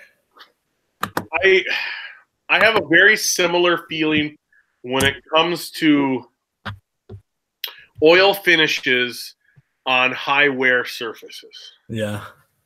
And it's like, oh, I'm going to do, BLO on this kitchen table. Like, no, don't. But, it's subjective, and, yeah. I don't know. I find it funny, too, to see how terms and classifications of terms can kind of precede themselves, where what's the ideal wood to build a farmhouse table out of? I'm like, well, let's just think about this. So when they built these tables on the farm, these farmhouse tables, coincidentally, you know what they call them? Just tables. They didn't call them farmhouse tables. And being, when the settlers, kind of really traveled west and they kind of developed homesteads, despite popular belief, Lowe's and Home Depots were kind of on the, decline. And so they just built it with whatever trees were on the farm. So they were ash, they were oak, they were mahogany, mahogany, even despite some people saying it's Central America only, but there's a whole Aztec thing to go with that. But anyways, it was there. It's like, oh man, they built these gorgeous stone walls that encompassed the plowing fields, and oh man, well, they had to clear the fields. They had to take the rocks out of the fields, and they're like, well, rather than put it in a pile, might as well build a little barrier. Like, oh, I would love to get those walls that they always had on the farm. That comes from trying to turn the soil into, farmable. Like, oh, yeah. And what does it matter? Shit, it could be ash and oak and mahogany and maple, and who cares? Build what you want. I mean, it doesn't take somebody long to realize that ash and maple behave completely differently under a router. I mean, so it's just one of those things. Just play around with, or, you can look at cherry wrong and it'll burn itself, whatever. Anyways. And that had a lot of, with the sugar content in the wood, but yeah. Huh. I didn't know that. Yeah. Sugar content in the wood is what causes it to more easily burn? Oh, yeah, especially end grain routing, end grain sanding, yeah. The more you know. Yep. I just thought it was dull bits. I'll go to sleep a little smarter tonight. Hey, there you go. Yeah, I mean, and look at like wood that I don't even know what you want to call it. If it geologically like cleave or good cleavage, let's not go there. But fractal, where it wants to split, like you come to an end grain on, like, I don't know, say like a little piece of maple, and it doesn't necessarily want to split out as much as, say, like an ash. It just, you want to get this long 5-inch dagger. There goes your end grain. Like, it's like, okay, I'm not dealing with ash ever again. Yeah. It's a pain in the ash.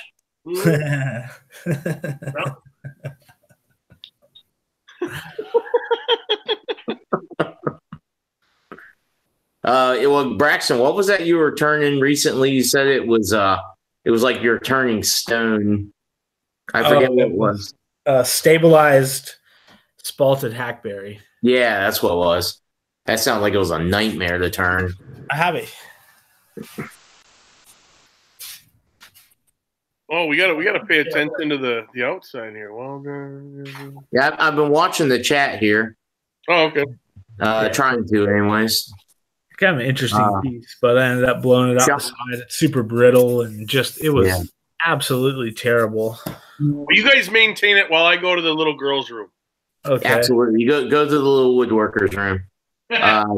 Sean says they don't have cherry in Texas, but they got mesquite. That's the best wood. Is it? Especially if you're burning it underneath a large piece of pork. Yep.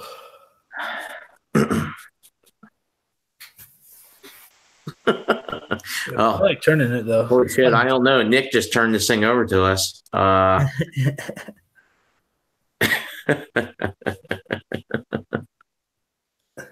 This segment of the Nick Ferry Show is brought to you in part by Colored Pencils and Epoxy. Patrick says. Yeah. All right. Nick's not here. All right, everybody, go subscribe and listen to the Woodturners Anonymous podcast. Yep. WTApodcast.com. That's right. For all your turning needs, maybe? I don't know. Oh, you're turning everything. Yeah, that's right. Turning everything. Somebody wants to know. Brian wants to know what's favorite dinosaur. I go. Stegosaurus. It's not a dinosaur. It's a pterosaur. but there you go, right up there. I haven't heard of that one, but for me, it's the Stegosaurus, buddy. I like Stegosaurus.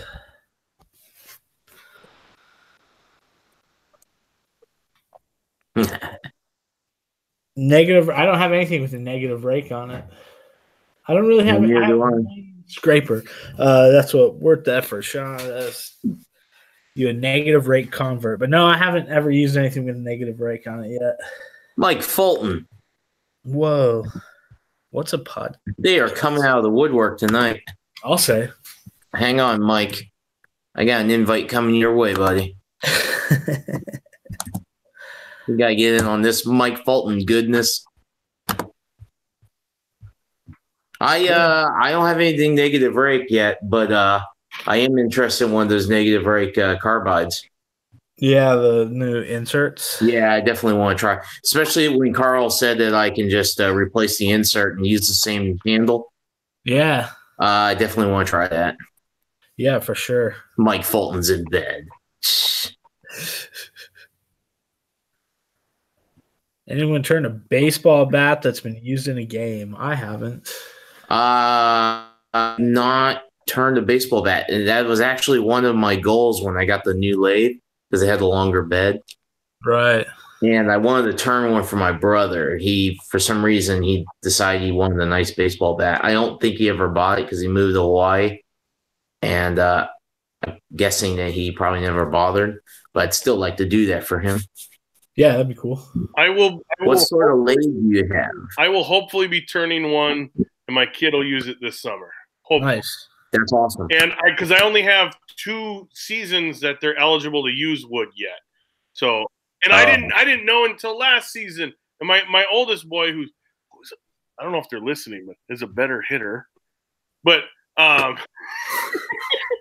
and also like yeah, he's in a different like U9 now. He's like, oh, they only use aluminum, and I'm like, So Megan asked, what lathe do we have? I think all 3 of us have the G0766, right? Yep. We do. Yeah, this is a trifecta of the same lathe users. So yeah, this is a lathe hat trick, ladies and that's gentlemen. right. Yes. I wish I could use my lathe right now. I don't have 220 out there. And I don't know if I'm going to. I may actually be latheless until the end of the year. I don't know yet. We still get your little one?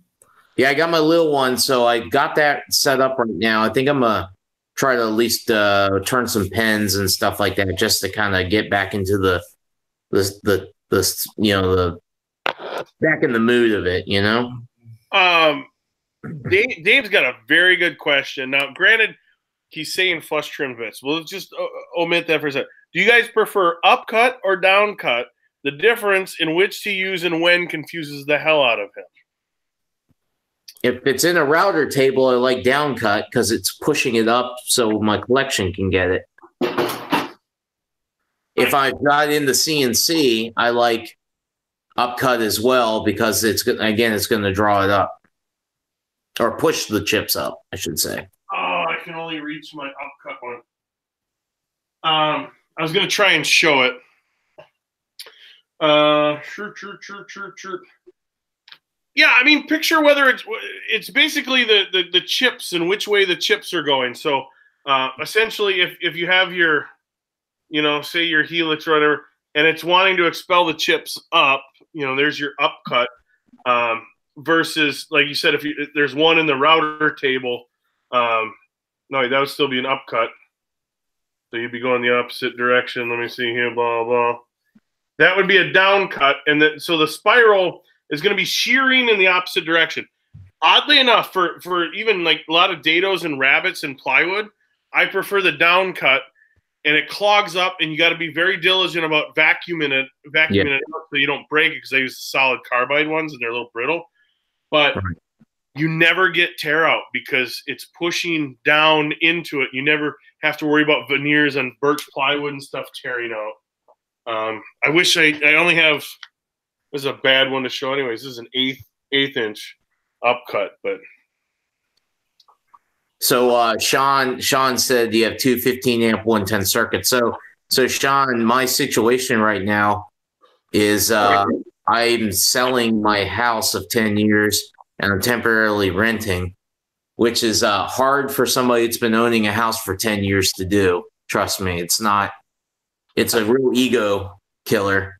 Anyways, the landlord I'm working with originally said it was fine for me to put a 220 circuit in, which I'm totally capable of doing. But then he started getting really nitpicky about all the little aspects of it. What he didn't realize was I was going to do it to code. There would have been no problem with how I did it. But because he was being so nitpicky, I saw it as he's going to find something he's not going to like about it. And I ultimately just decided I'm not going to do it because I don't want to give this guy any excuse to not give us our deposit back. So, so that's kind of where it sits. What's your dryer? You got a gas dryer? No, it's electric, but it's like on the other end of the house. So Run a big extension cord, baby. You got yeah, to. I know. Maybe that's what I'll have to do, something like that. Yeah. Do it. My buddy, who I do all my metalworking with, we got rid of the shop, and now he's got all his metal stuff back in his garage in a house that he rents. That's what he does. He just plugs a big extension cord to the dryer and runs it to the house and hooks up his welder. Like, I had a friend that used to weld inside of the house that way. So yeah, it sucks, but we just want to get out of this lease and get out of here and go buy another house. But we got to sell the other house first. So it's a catch-22. How long is the lease? Till December. I'm not an electrician, and I don't really go with that route, trying to give people electrical advice, but talk to an electrician, and I bet you any money you could get a decent extension cord off 2 circuits. There's no altering to the physical wiring of the building. Right. The fire marshal might look at you a little bit cockeyed, but well, the thing is, and Braxton already knows this, when we moved in, I was excited because it was a 2-car garage, and I was like, oh man, this will be awesome. I'll be able to double my shop space. And then I started looking around and realized there was 1 duplex socket for the entire garage. 1. So I originally made an agreement with the landlord that I would not only install the 220, but I would run several other 110 duplexes in there. So he would have additional outlets, because they're moving back into the house after we move out. They've already told us that after the lease is up, they're moving back in. So, and the deal is that he was going to split the cost of the materials with me. And so I had actually already bought everything. I had everything ready to go, ready to make a video on it and everything. And then he started giving me a bunch of static about stuff. And I just said, I am not going to make this guy happy no matter what. And I just decided to bail on it and took everything back. So despite my misadventures with Braxton in the past, I am not an RV enthusiast. But Frankie's CNC is saying that an RV extension cord, and so he's onto something. There might be like a 215 amp pole, 220 amp pole to get a 20 circuit. It might be a blow molded UL listed thing. But it's worth checking into, and that's courtesy of Frankie's CNC and woodworking channel. Yeah, I might look into doing something like that. Yeah, I don't know enough about power to suggest anything. I like how somebody said get a generator. I already have one, and I guess I could do that. I don't know. I'm curious how the VFD would react to that, because most of those generators are putting out some pretty nasty 110, 220. And I wonder how the VFD would deal with that. For a little pedigree on Jason, he owns an electronics company. He makes his own circuit boards and what do you guys call them? Not personal flotation device. What do you guys call them? Printed circuit PCBs? Yeah, printed circuit board. Because there's a whole, where I live, there's a whole PCB cleanup. So I was just making sure I got my acronyms right. Yeah. Yeah, so I mean, Jason will definitely cross his T's and dot his I's and his lowercase J's in that instance. Fun fact, in case you guys want to sleep better at night, what's the dot above a lowercase J or a lowercase I called? I don't know. It's called a tittle. Till. Hey, Patrick says jumper cables and a power pole. I'm on board with that one.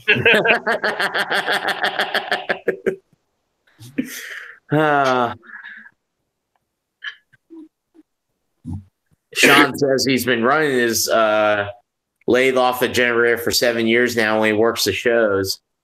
Yeah, I could see you doing that. Now, Sean, when I've seen you doing those, I think you're usually running a 110 lathe, right? You're not running anything 220 at those shows, are you? Yeah, that'd be a good question. I think he's got like a small jet that he usually takes to the shows, I think, if I remember right. Like a midi-sized jet.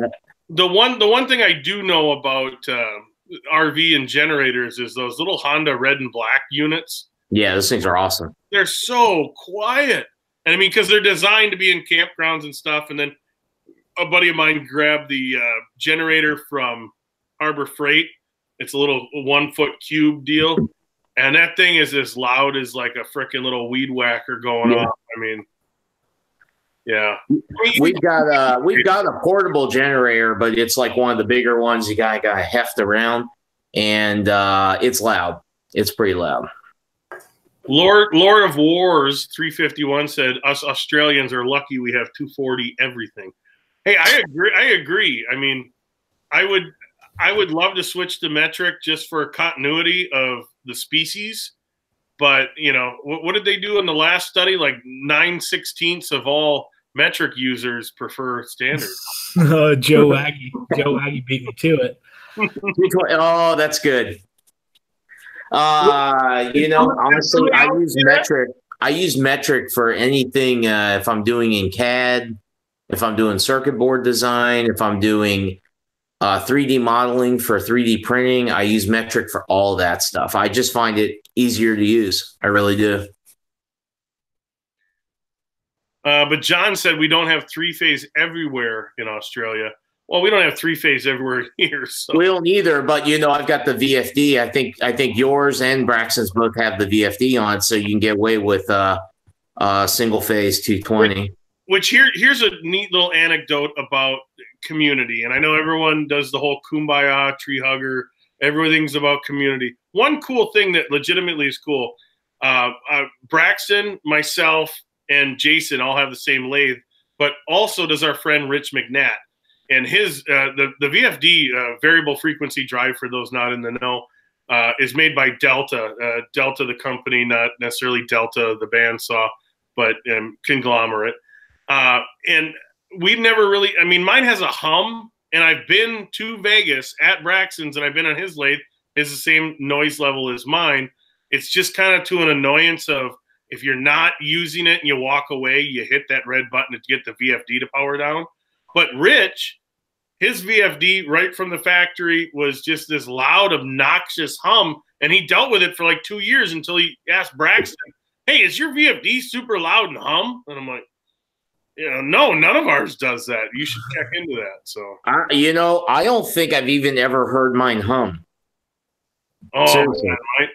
Now, granted, I get annoyed by the simplest of things. Like, I can't go to the mall without just going off into a tangent for at least 5 times. But, yeah. But it's got a noise to it, but it's not, like, unbearable. But Rich's was just, like, apparently the worst thing he'd ever heard. So, yeah. But, you know what I'm thinking? Maybe some voices in my head drowning it out or something. I don't know. Yeah.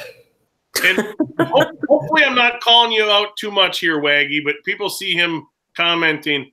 Waggy's a good friend of mine. I've been friends with for, I don't know, we'll say 18, 20 years. In the manufacturing space and cars, we both appreciate Jeeps. He owns a Jeep Wrangler at this point in time. I don't. I'm a little jealous. But he was the one. He works in HVAC. And like I said, Joe, I'm sorry if I'm saying too much. But he helped me put in my mini split. So give people a background on who's commenting. Nice. And he's he gets paid, you know, by the job, like get the job done and then you can go home early.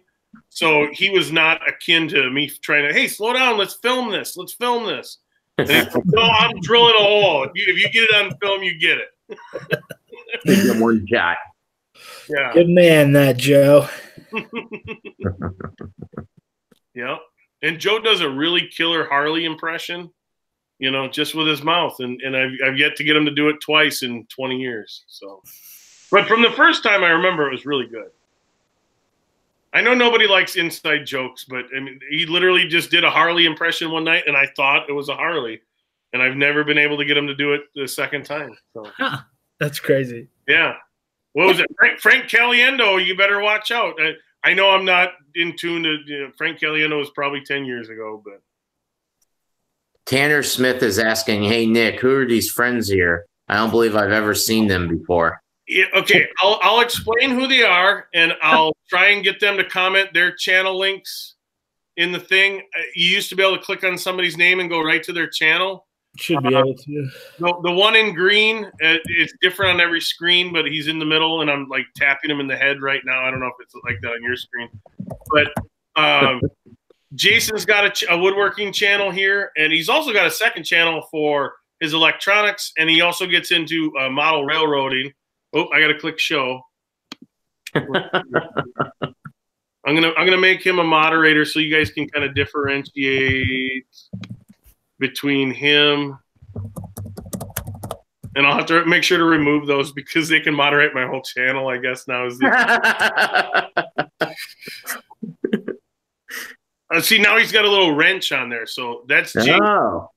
And then let me clicky on Braxton here. And Braxton has got a channel heavy into wood turning. Would it be fair to say that you've learned a lot from Jimmy Clues, a predominant wood turner, right? It would be fair to say. Okay, I've been to Braxton's house. We've done some cool shit on. If we ever edit the footage together again, if anyone just joining, we tend to amass all this footage. I'm not saying it can't be done, that people can't do projects every week, but me personally, my video production frequency is diminished mostly because I like being out in the shop. I don't like being behind a computer as much. But click on their channels. They do some awesome stuff.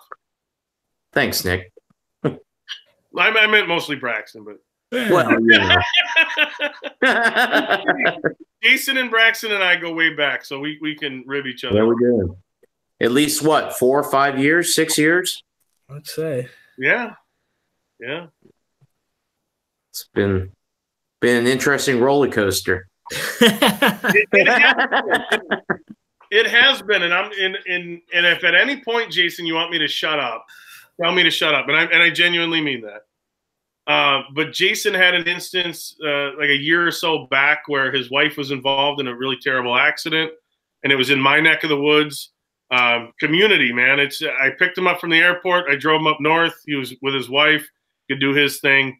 And, you know, it's just that cool thing. I've heard stories like Sterling, I think it was, blew out a tire on like the freeway and was by Miter Mike's shop. And his family totally took Sterling's family in. And it's kind of cool. No, I've told that story a couple of times now, Nick, and I've told people that despite what what everyone probably thinks about you in public, you're actually a good guy. No, you've been one of my best friends, man. You really have, and you did me a solid that time for sure. And I was glad I was able to help. I mean, because a lot of times you hear about. I mean, I've heard about probably 3 or 4 guys' shops burning down in the last 6 months. Yeah. I mean, you can help out monetarily with the Kickstarters or the GoFundMes or whatever. But, I mean, I'd like to be able to help on a more intimate level without overly using the word intimate loosely.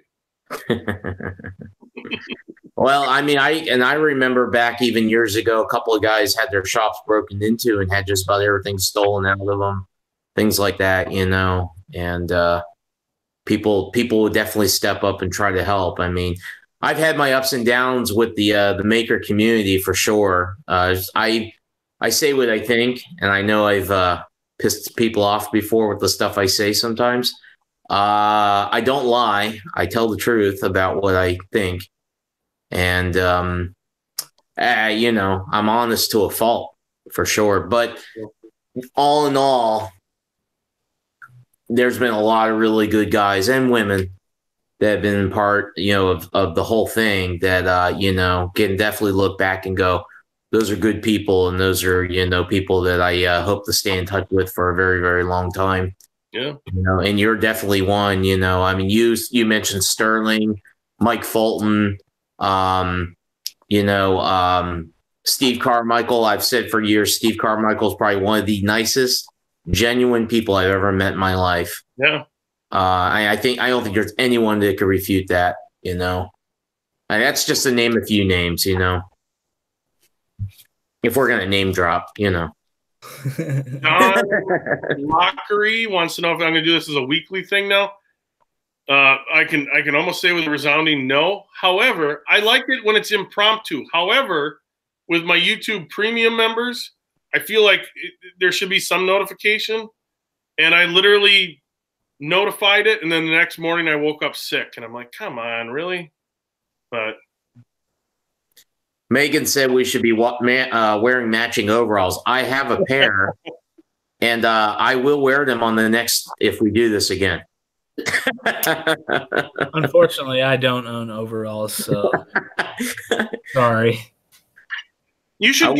I wear them with my trained engineer's cap. They make me feel too round and self-conscious when I wear them. To be quite no. The vertical stripes are supposed to make you look thinner. I would definitely recommend getting a pair, Braxton. On the last survey, overall, people were happy with it. Overall people were happy. Overall people. I got mine off Amazon.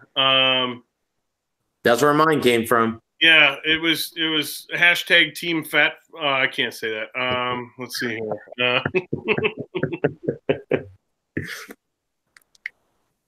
I don't know.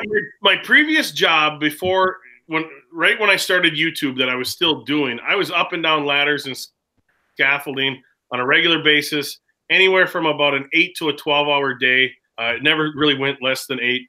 So I was getting in that physical exercise. I'm in a 2-stall garage now, and then I'm expected to sit at a computer for 8 hours and edit a video.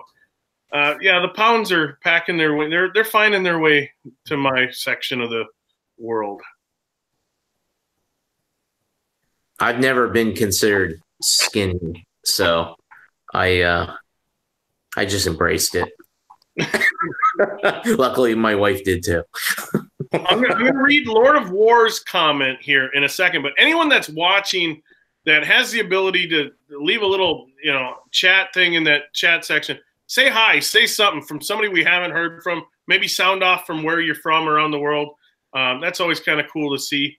But Lord of Wars wants to know, how many makers have a trade background? Do you think it helps? I don't know. I don't have any kind of trade background. Neither do I. I've always been an electronics guy. Yeah, I just grew up building stuff. I always wanted to learn how to build stuff and know how to build stuff. And I took shop classes all through school, and my friends' dads all had welders and table saws and things like that. So we were just always building stuff. But yeah, I never was formally trained as a tradesman or anything like that. Like I can't. That's one thing I could build, a beautiful dining room table, but I can't put drywall up on a wall and tape the seams and have you not be able to see them. I struggle with that sort of thing. I'm trying to learn it all right now. I'm putting stacked stone on my fireplace. I'm going to try to pour some concrete. I've never done it, but I think it's just the ability. I just want to know how to do it. You know what I mean? And I think I'm smart enough. I can figure this out. It might not look great the first time, but it'll look a whole lot better the next time. But yeah, no formal trade background for me. I don't know what do you guys think? Do you think a lot of people do? It seems like the more people I see, they're just kind of same as me. They like building stuff. So they started making whatever they could wherever That's they could. been my experience. A lot of the people that I've met are just creative people, and some of them are lawyers, some of them are accountants. I mean, I've met quite a cross section of people that did not have a background in that stuff, and they just had a genuine interest in a tinge of creativity to do things. And that's been mostly what I've seen. Like I said, I come from an electronics background. My father was an electrical engineer who would only build or do something mechanical or whatever out of necessity. He didn't do it for fun, that just wasn't the type of thing my dad enjoyed. So I can't say that he exactly led me down that path. I don't know. My mom, on the other hand, though, she's a nurse. She's been a nurse for about 40, 50 years. And she has always had a cake decorating business. That's probably about 40 years old now. And I did learn quite a bit as a kid about that stuff. And that was pretty interesting to watch her create and make all these really, really intricate, awesome things out of icing and cake. I saw her do a lot of that stuff long before any of the stuff was popular on TV, these cake shows, all that competitions, all that crap. I saw my mom doing some incredible things. She had a mind for it because I'll give you a good example. Living in Virginia Beach, Virginia, everyone likes sand and the beach and all that crap. And all that crap. Yeah. Well, see, I hate sand and I can't swim. So I hated the beach as a kid. Can't swim? Nope, I can't. And I hate sand. Sand gets in every little crevice, man. I promise you. And that sounds like a personal experience. But, sex on the beach is a better libation than it is a leisure time activity. But you see, okay, so some couples start coming, my mother going, we want like a beach themed wedding cake. So she started thinking out of the box, and she ended up making all these white chocolate shells, and she would paint them each with mother of pearl. And then she started taking brown sugar and regular granulated sugar, and she'd mix it together, and it would make this sand-looking material that, no kidding, looked just like the sand you'd find on the beach in Virginia Beach. Because you guys, I'm sure you go to different beaches, the sand looks different. Well, in Virginia Beach, it's this very brown, almost orange sand. Mm-hmm. And she made this, and it was incredible. You didn't want to eat it because you thought you were going to actually put a load of actual sand in your mouth. That's what it looked like. So that was the creativity my mother had, and I always thought that was pretty awesome. And I don't have much creative genes in me. I've never felt like I did. I can come up with stuff to build, but as far as coming up with something like really creative, I don't think I'm very good at that. I'm maybe I can take a creative idea and twist it a little bit. I can do that, but coming up with something from the ground up, I've never been good at that.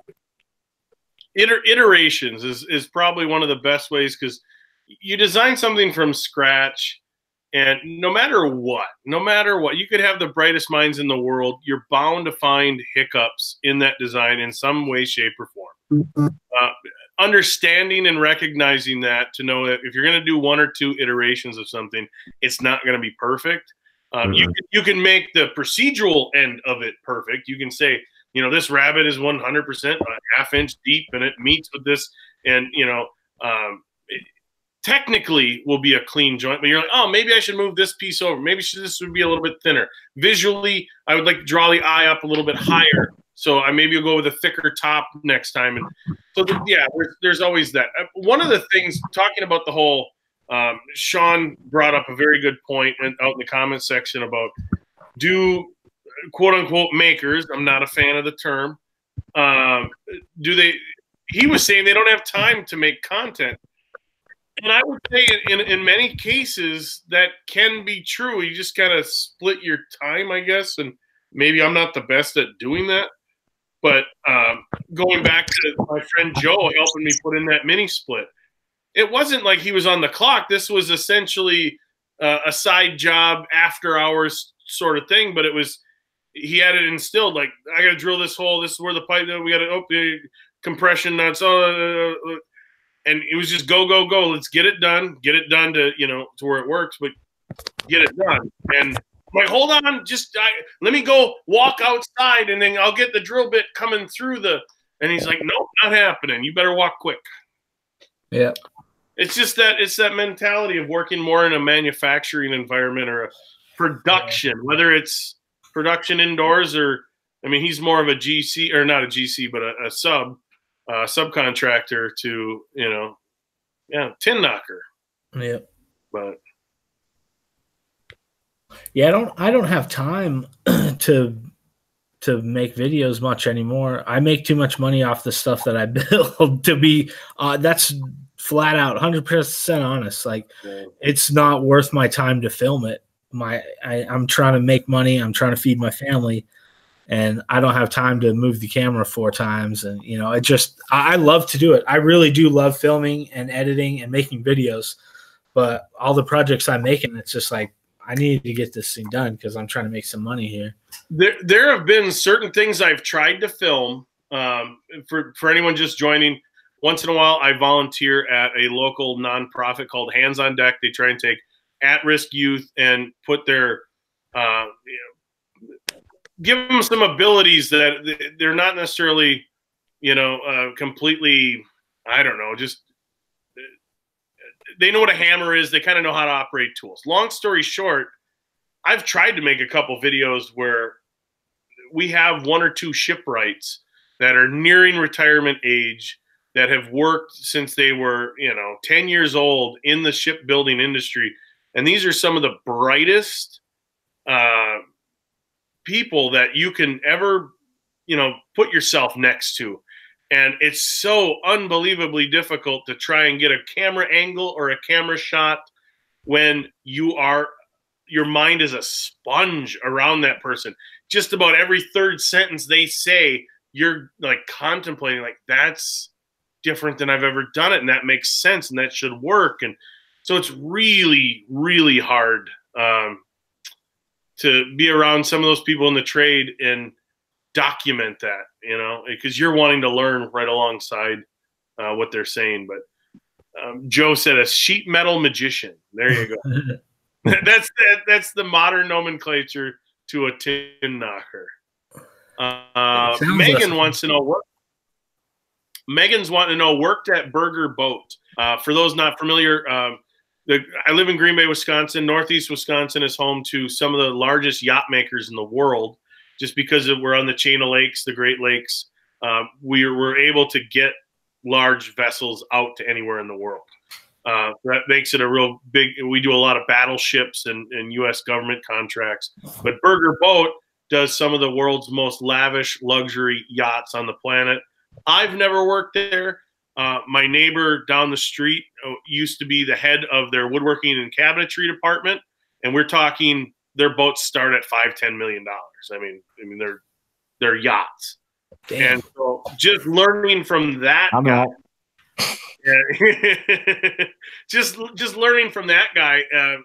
But again, he's got that mentality of like, well, I don't necessarily want to show every little thing and wait for you. So you just tend to absorb that and chalk that up to a good education rather than try and film it all. And it's unfortunate, but I'd rather retain the information and be able to utilize it rather than try and put it in a video where I'm not being able to describe it in the first place because I'm unfamiliar with the processes involved. But yeah. Ronald said he worked on an aircraft carrier in the Navy. Now that would be a cool experience. Especially, I mean, what's the new class? The older large class used to be the Nimitz class carriers, but now what do they have? The Freedom class? Don't ask me. Think so. I think it is. Yeah, because there's a very large shipbuilding. It's Newport News Shipbuilding, which is only about 30 minutes south of me here, and that's where quite a few of the carriers are built. That's ridiculousness. I do like avionics. I do like that industry. We're really close to the world's largest amateur aircraft fly-in at EAA in Oshkosh. Yeah, I'd love to go to that. There's a lot of history about avionics here. I would love to know more. again, that's another group of people that Ford class. Thank you, Rob. Oh, yeah. Yeah. Oh, there you go. Ronald said he was in Norfolk, Virginia. Yeah, yeah. So then he's familiar with Newport News, which is where the shipbuilding yards were. I grew up in Virginia Beach. So if Ron was in Norfolk, he knows exactly where I was at. I grew up in Virginia Beach, just 20 minutes down the road from Norfolk. So Megan saying that the EAA museum is pretty awesome. I agree. I guess it's one of the EAA stands for Experimental Aircraft and Aeronautics, I think. Don't hold me to it.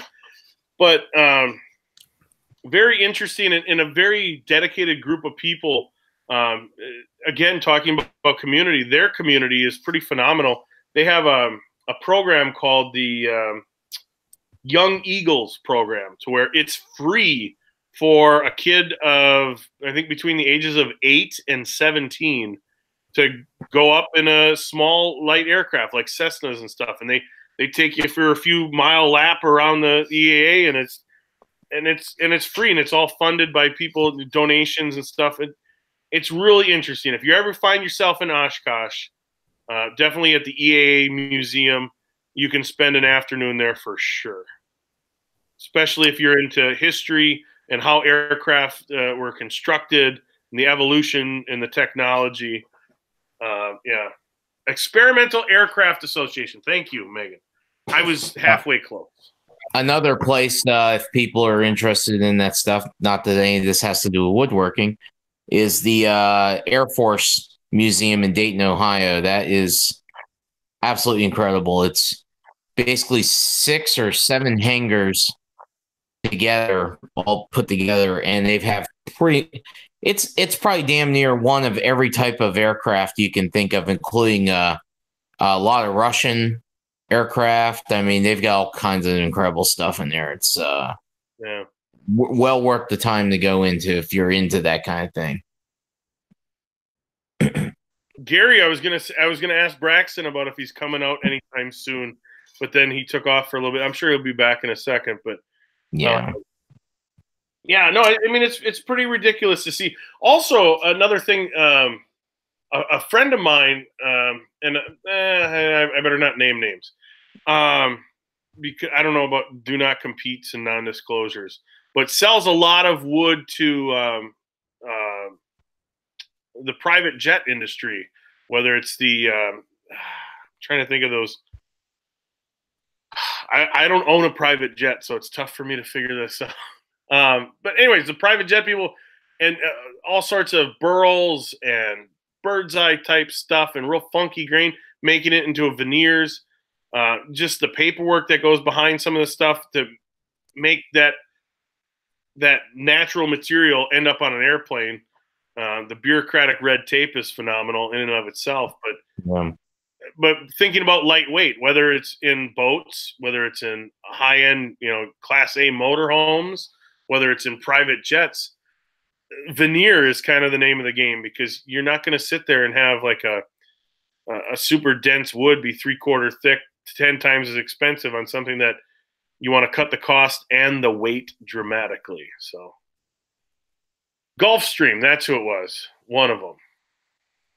You got Lear, Gulfstream. I was sitting here trying to think of some of the others myself.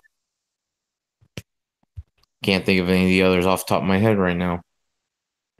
It's weird. It's weird to kind of see where some of the people just in the woodworking community end up with everything and how it ends up in the tangible real world. Not that I'll ever set foot on a private jet, but if I had the opportunity, I definitely would. And I do follow a lot of avionics channels on YouTube, and a lot of them go to EAA.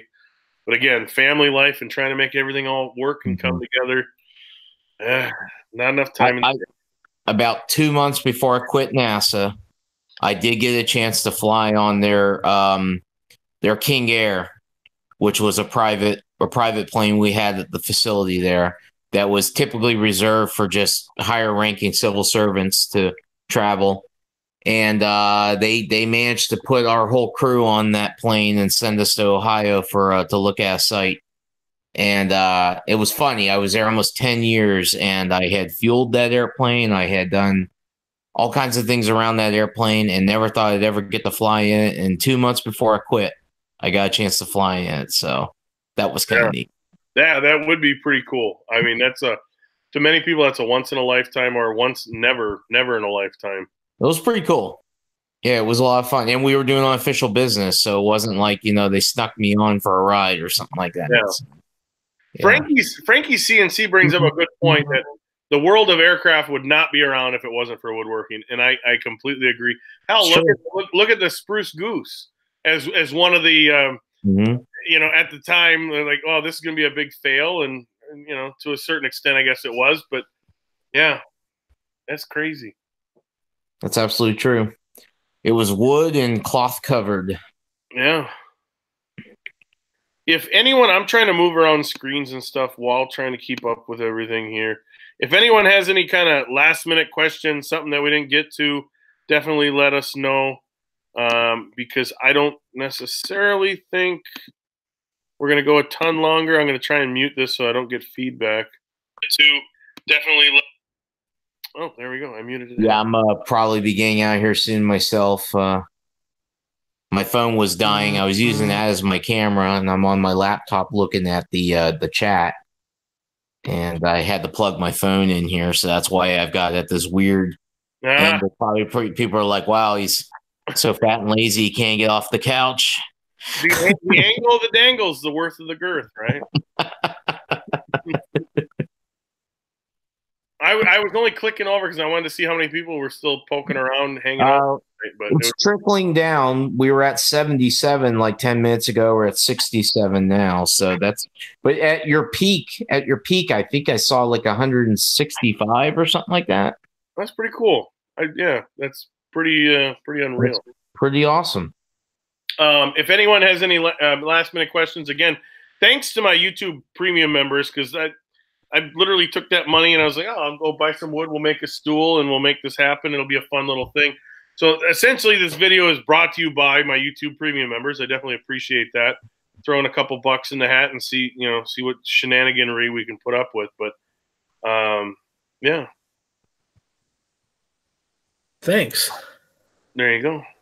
And if you guys aren't familiar with Braxton or Jason, definitely look them up. Jason Roush Woodworks and Braxton Wordland, Man Bun Wordland, I think is what he goes by. Yeah. You got a problem with this thing? It sounds like you're just jealous. Yeah. Well, when I had the stomach flu the other night, I man bun mine up. Yep. Yeah. Keeps it out of your face. I'm losing mine, so I just keep it kind of close to the scalp these days.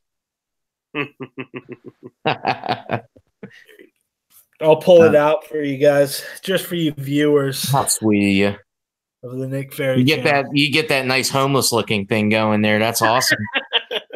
That is exactly the look I'm going for. I think you should get yourself a shopping cart, piss your pants, and just walk around the streets of Las Vegas.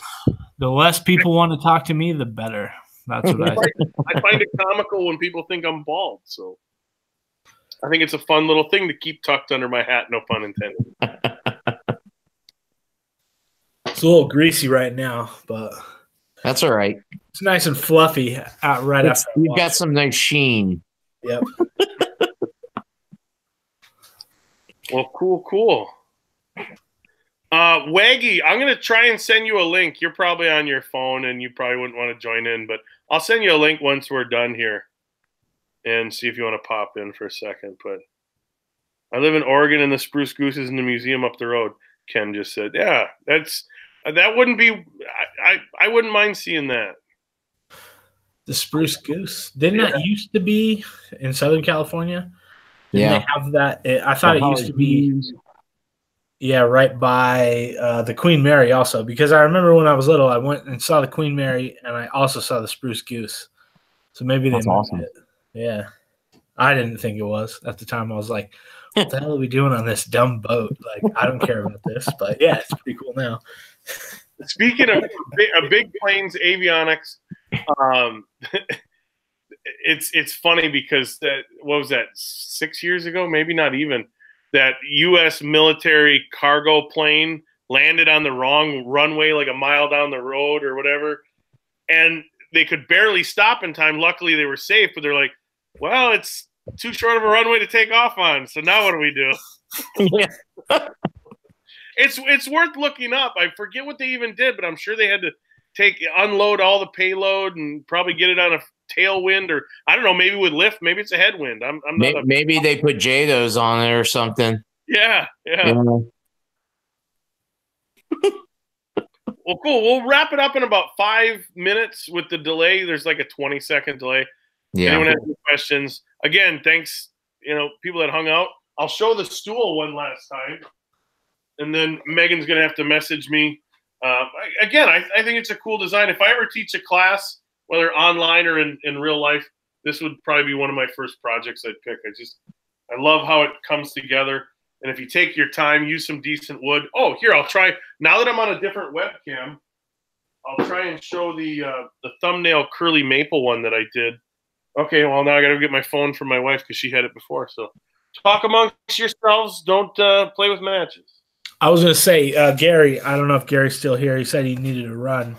But I'll be up in the Utah area in July, just after the 4th. Yeah, well, a week or so after. For sure. Maybe before then. I'm not 100% sure. But at least in July. I'll be down in Provo, though. I don't know how far up I'll be going. So that's right. You're going to be there instead of joining Carl and I in North Carolina, aren't you? Yeah, yep. Man, I wish I could convince you to come out. I think this is going to be a class I don't want to miss. So yeah. All right, one of these days we're going to get all three of us together. Yeah, we have to. Yep. And Nick, I was serious about getting you on the podcast, man. We got to get you on there. Yeah. I'll talk woodworking and act like I know what I'm talking about with wood turning. Well, shit, that's what we do. There you go. I'll see if I can get it to focus in halfway decent. This was like a thumbnail kind of meets bark pocket curly maple. Same exact stool design. This one I just did a few weeks ago. And I'll get a little zoom in on that. That was just a clear lacquer, and it's just a gorgeous wood. It just had so much character to it and a lot going on. It was super flat and smooth. But yeah. Nice. Here's the pine one I did for my kid's teacher like a while back, and that was walnut plugs and just pine. Here you go. We just had a comment.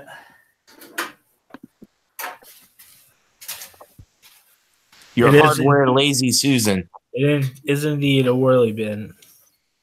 Everybody notices that thing. I love it. It's like probably the greatest thing I've ever got. At least for the shop anyway. It's wonderful. I remember being little and like digging scoops and playing with the nails and stuff in like bins like this, and then now I have one. I'm super pumped. Mm-hmm. John said blue spruce was made of plywood.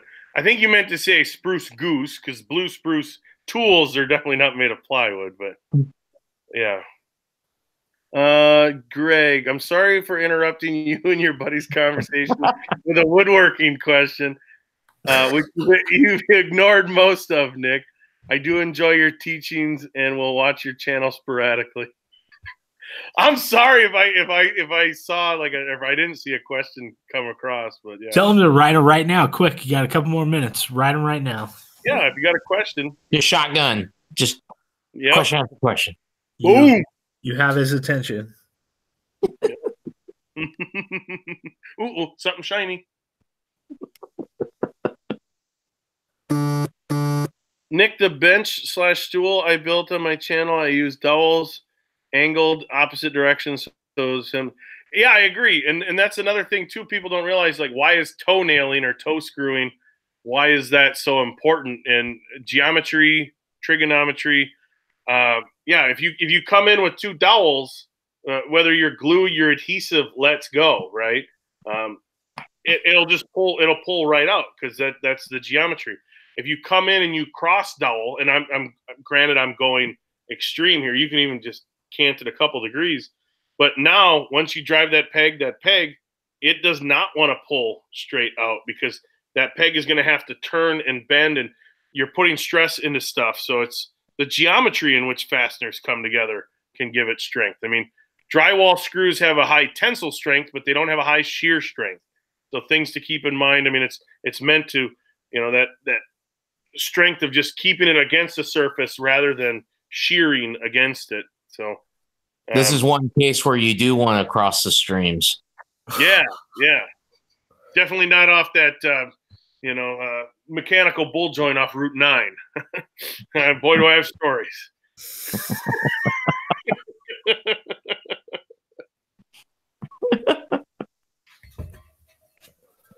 Let's see here. Nothing else coming in. Jack had mentioned possibly a pull on the stool. Yeah, I don't know if he's being facetious or not, but when I was making it, I was describing how, a couple holes, put them together. Normally for like the teacher stools I would have on this pine one, but we were kind of running short on time, and my wife had done her wifely duties. God, that doesn't sound right. She was nice enough to be out here. Good Lord. That might be a good spot to end it. Mm-hmm. Yeah, Shayna said to tell Stacy hi, but she fell asleep, so. Oh, well, there you go. Either way. I remember Living Up in Smoke, perfect video for a wind down for a Sunday evening. Love your channel. I appreciate it, man. And I appreciate you commenting, because I think that was your first comment. So, the curly maple, Megan's asking, is the curly maple from Bob? Yeah, 99% of my figured stuff is from Bob. It's rare that I find it other places, I guess. It's not that I don't seek it out. It's just that's all he deals in. So, Mike Muse Shop. Nick, are you going to ever hold a get together again, like in Oklahoma? Possibly. Possibly, and I think that was a good spot in Oklahoma. I think we could do it again. Showers and flush toilets would have been divine. Uh-huh. There are talks. I mean, I never wanted to put together a thing to compete with 9 other people putting together things. I just wanted to get people together in the community and kind of shoot the breeze in real life. If there's 8 million other things going on and nobody wants to attend, it's kind of a diminishing returns thing. But I would like to do it again at some point. So I wanted that to turn into a thing where we did it in a different city every year. Yeah, that was my original goal. When Ramsey had his thing in, was it Winston-Salem? Yes. And that was where I had the idea, because they're like, oh, we're just standing around like in front of the bathrooms talking to people. I'm like, well, why don't we get a booth? So I organized the Kansas City thing, and then we went to Atlanta, and then I'm like, there's so much more that we're bringing to this than attending piggybacking off some other woodworking show. Yep. I'm like, I think we can do our own thing, and we did that thing in Oklahoma, and I thought that was an awesome success. Gary, you were there. You tell us if you thought of Sean worth the effort. You were there. I mean, you tell us. Braxton was there. Roush, you weren't there though. I couldn't. Remember, my daughter was going to be born like that week. Ah, come on, you can make more daughters. Actually, you can't now. Perfect. Somebody can. Perfect. Smart man. Actually, it was a good, you know what? True story. We were actually thinking about making the actual drive. We talked to the doctor. The doctor said to Shayna, if you feel up to the car ride, I'm okay with you going. And if we'd done that, we would have come back the following week, I think it was, and she was going to go in for the C-section because it was planned. Mm-hmm. The week, I think it might have even been the week of the event, she went for her checkup on that Wednesday, and he said, I don't want to wait another week. We need to do this now. He wanted to do it the very next day. We got him to wait one day, and we did it that Friday, if I remember right. With the way it coincided with that event. Yeah. So it was probably a good thing we didn't go. Yeah. No, I hear you. Family comes first. But we seriously considered it, man, because we really wanted to be there. We really did. Cool. Yeah, it was a lot of fun. We'll end it there. We'll end it on Jason's excuses and his child being born, why he couldn't come hang out with I know. Woodwork. Excuses are like assholes, man.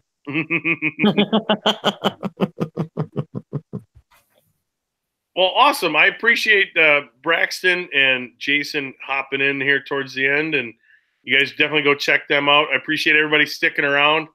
Yeah, if anyone wants to hang out in a little chat here or whatever, yeah, I'm sure we could post a link somewhere or whatever, but I don't know how much longer I'm going to be on regardless, but yeah. Yeah. I got my son bugging me, so I'll actually leave right now. So. Yep, I'm going to be going too. You guys have a good night. I got to. I got to go get him some dinner, but I'll be back.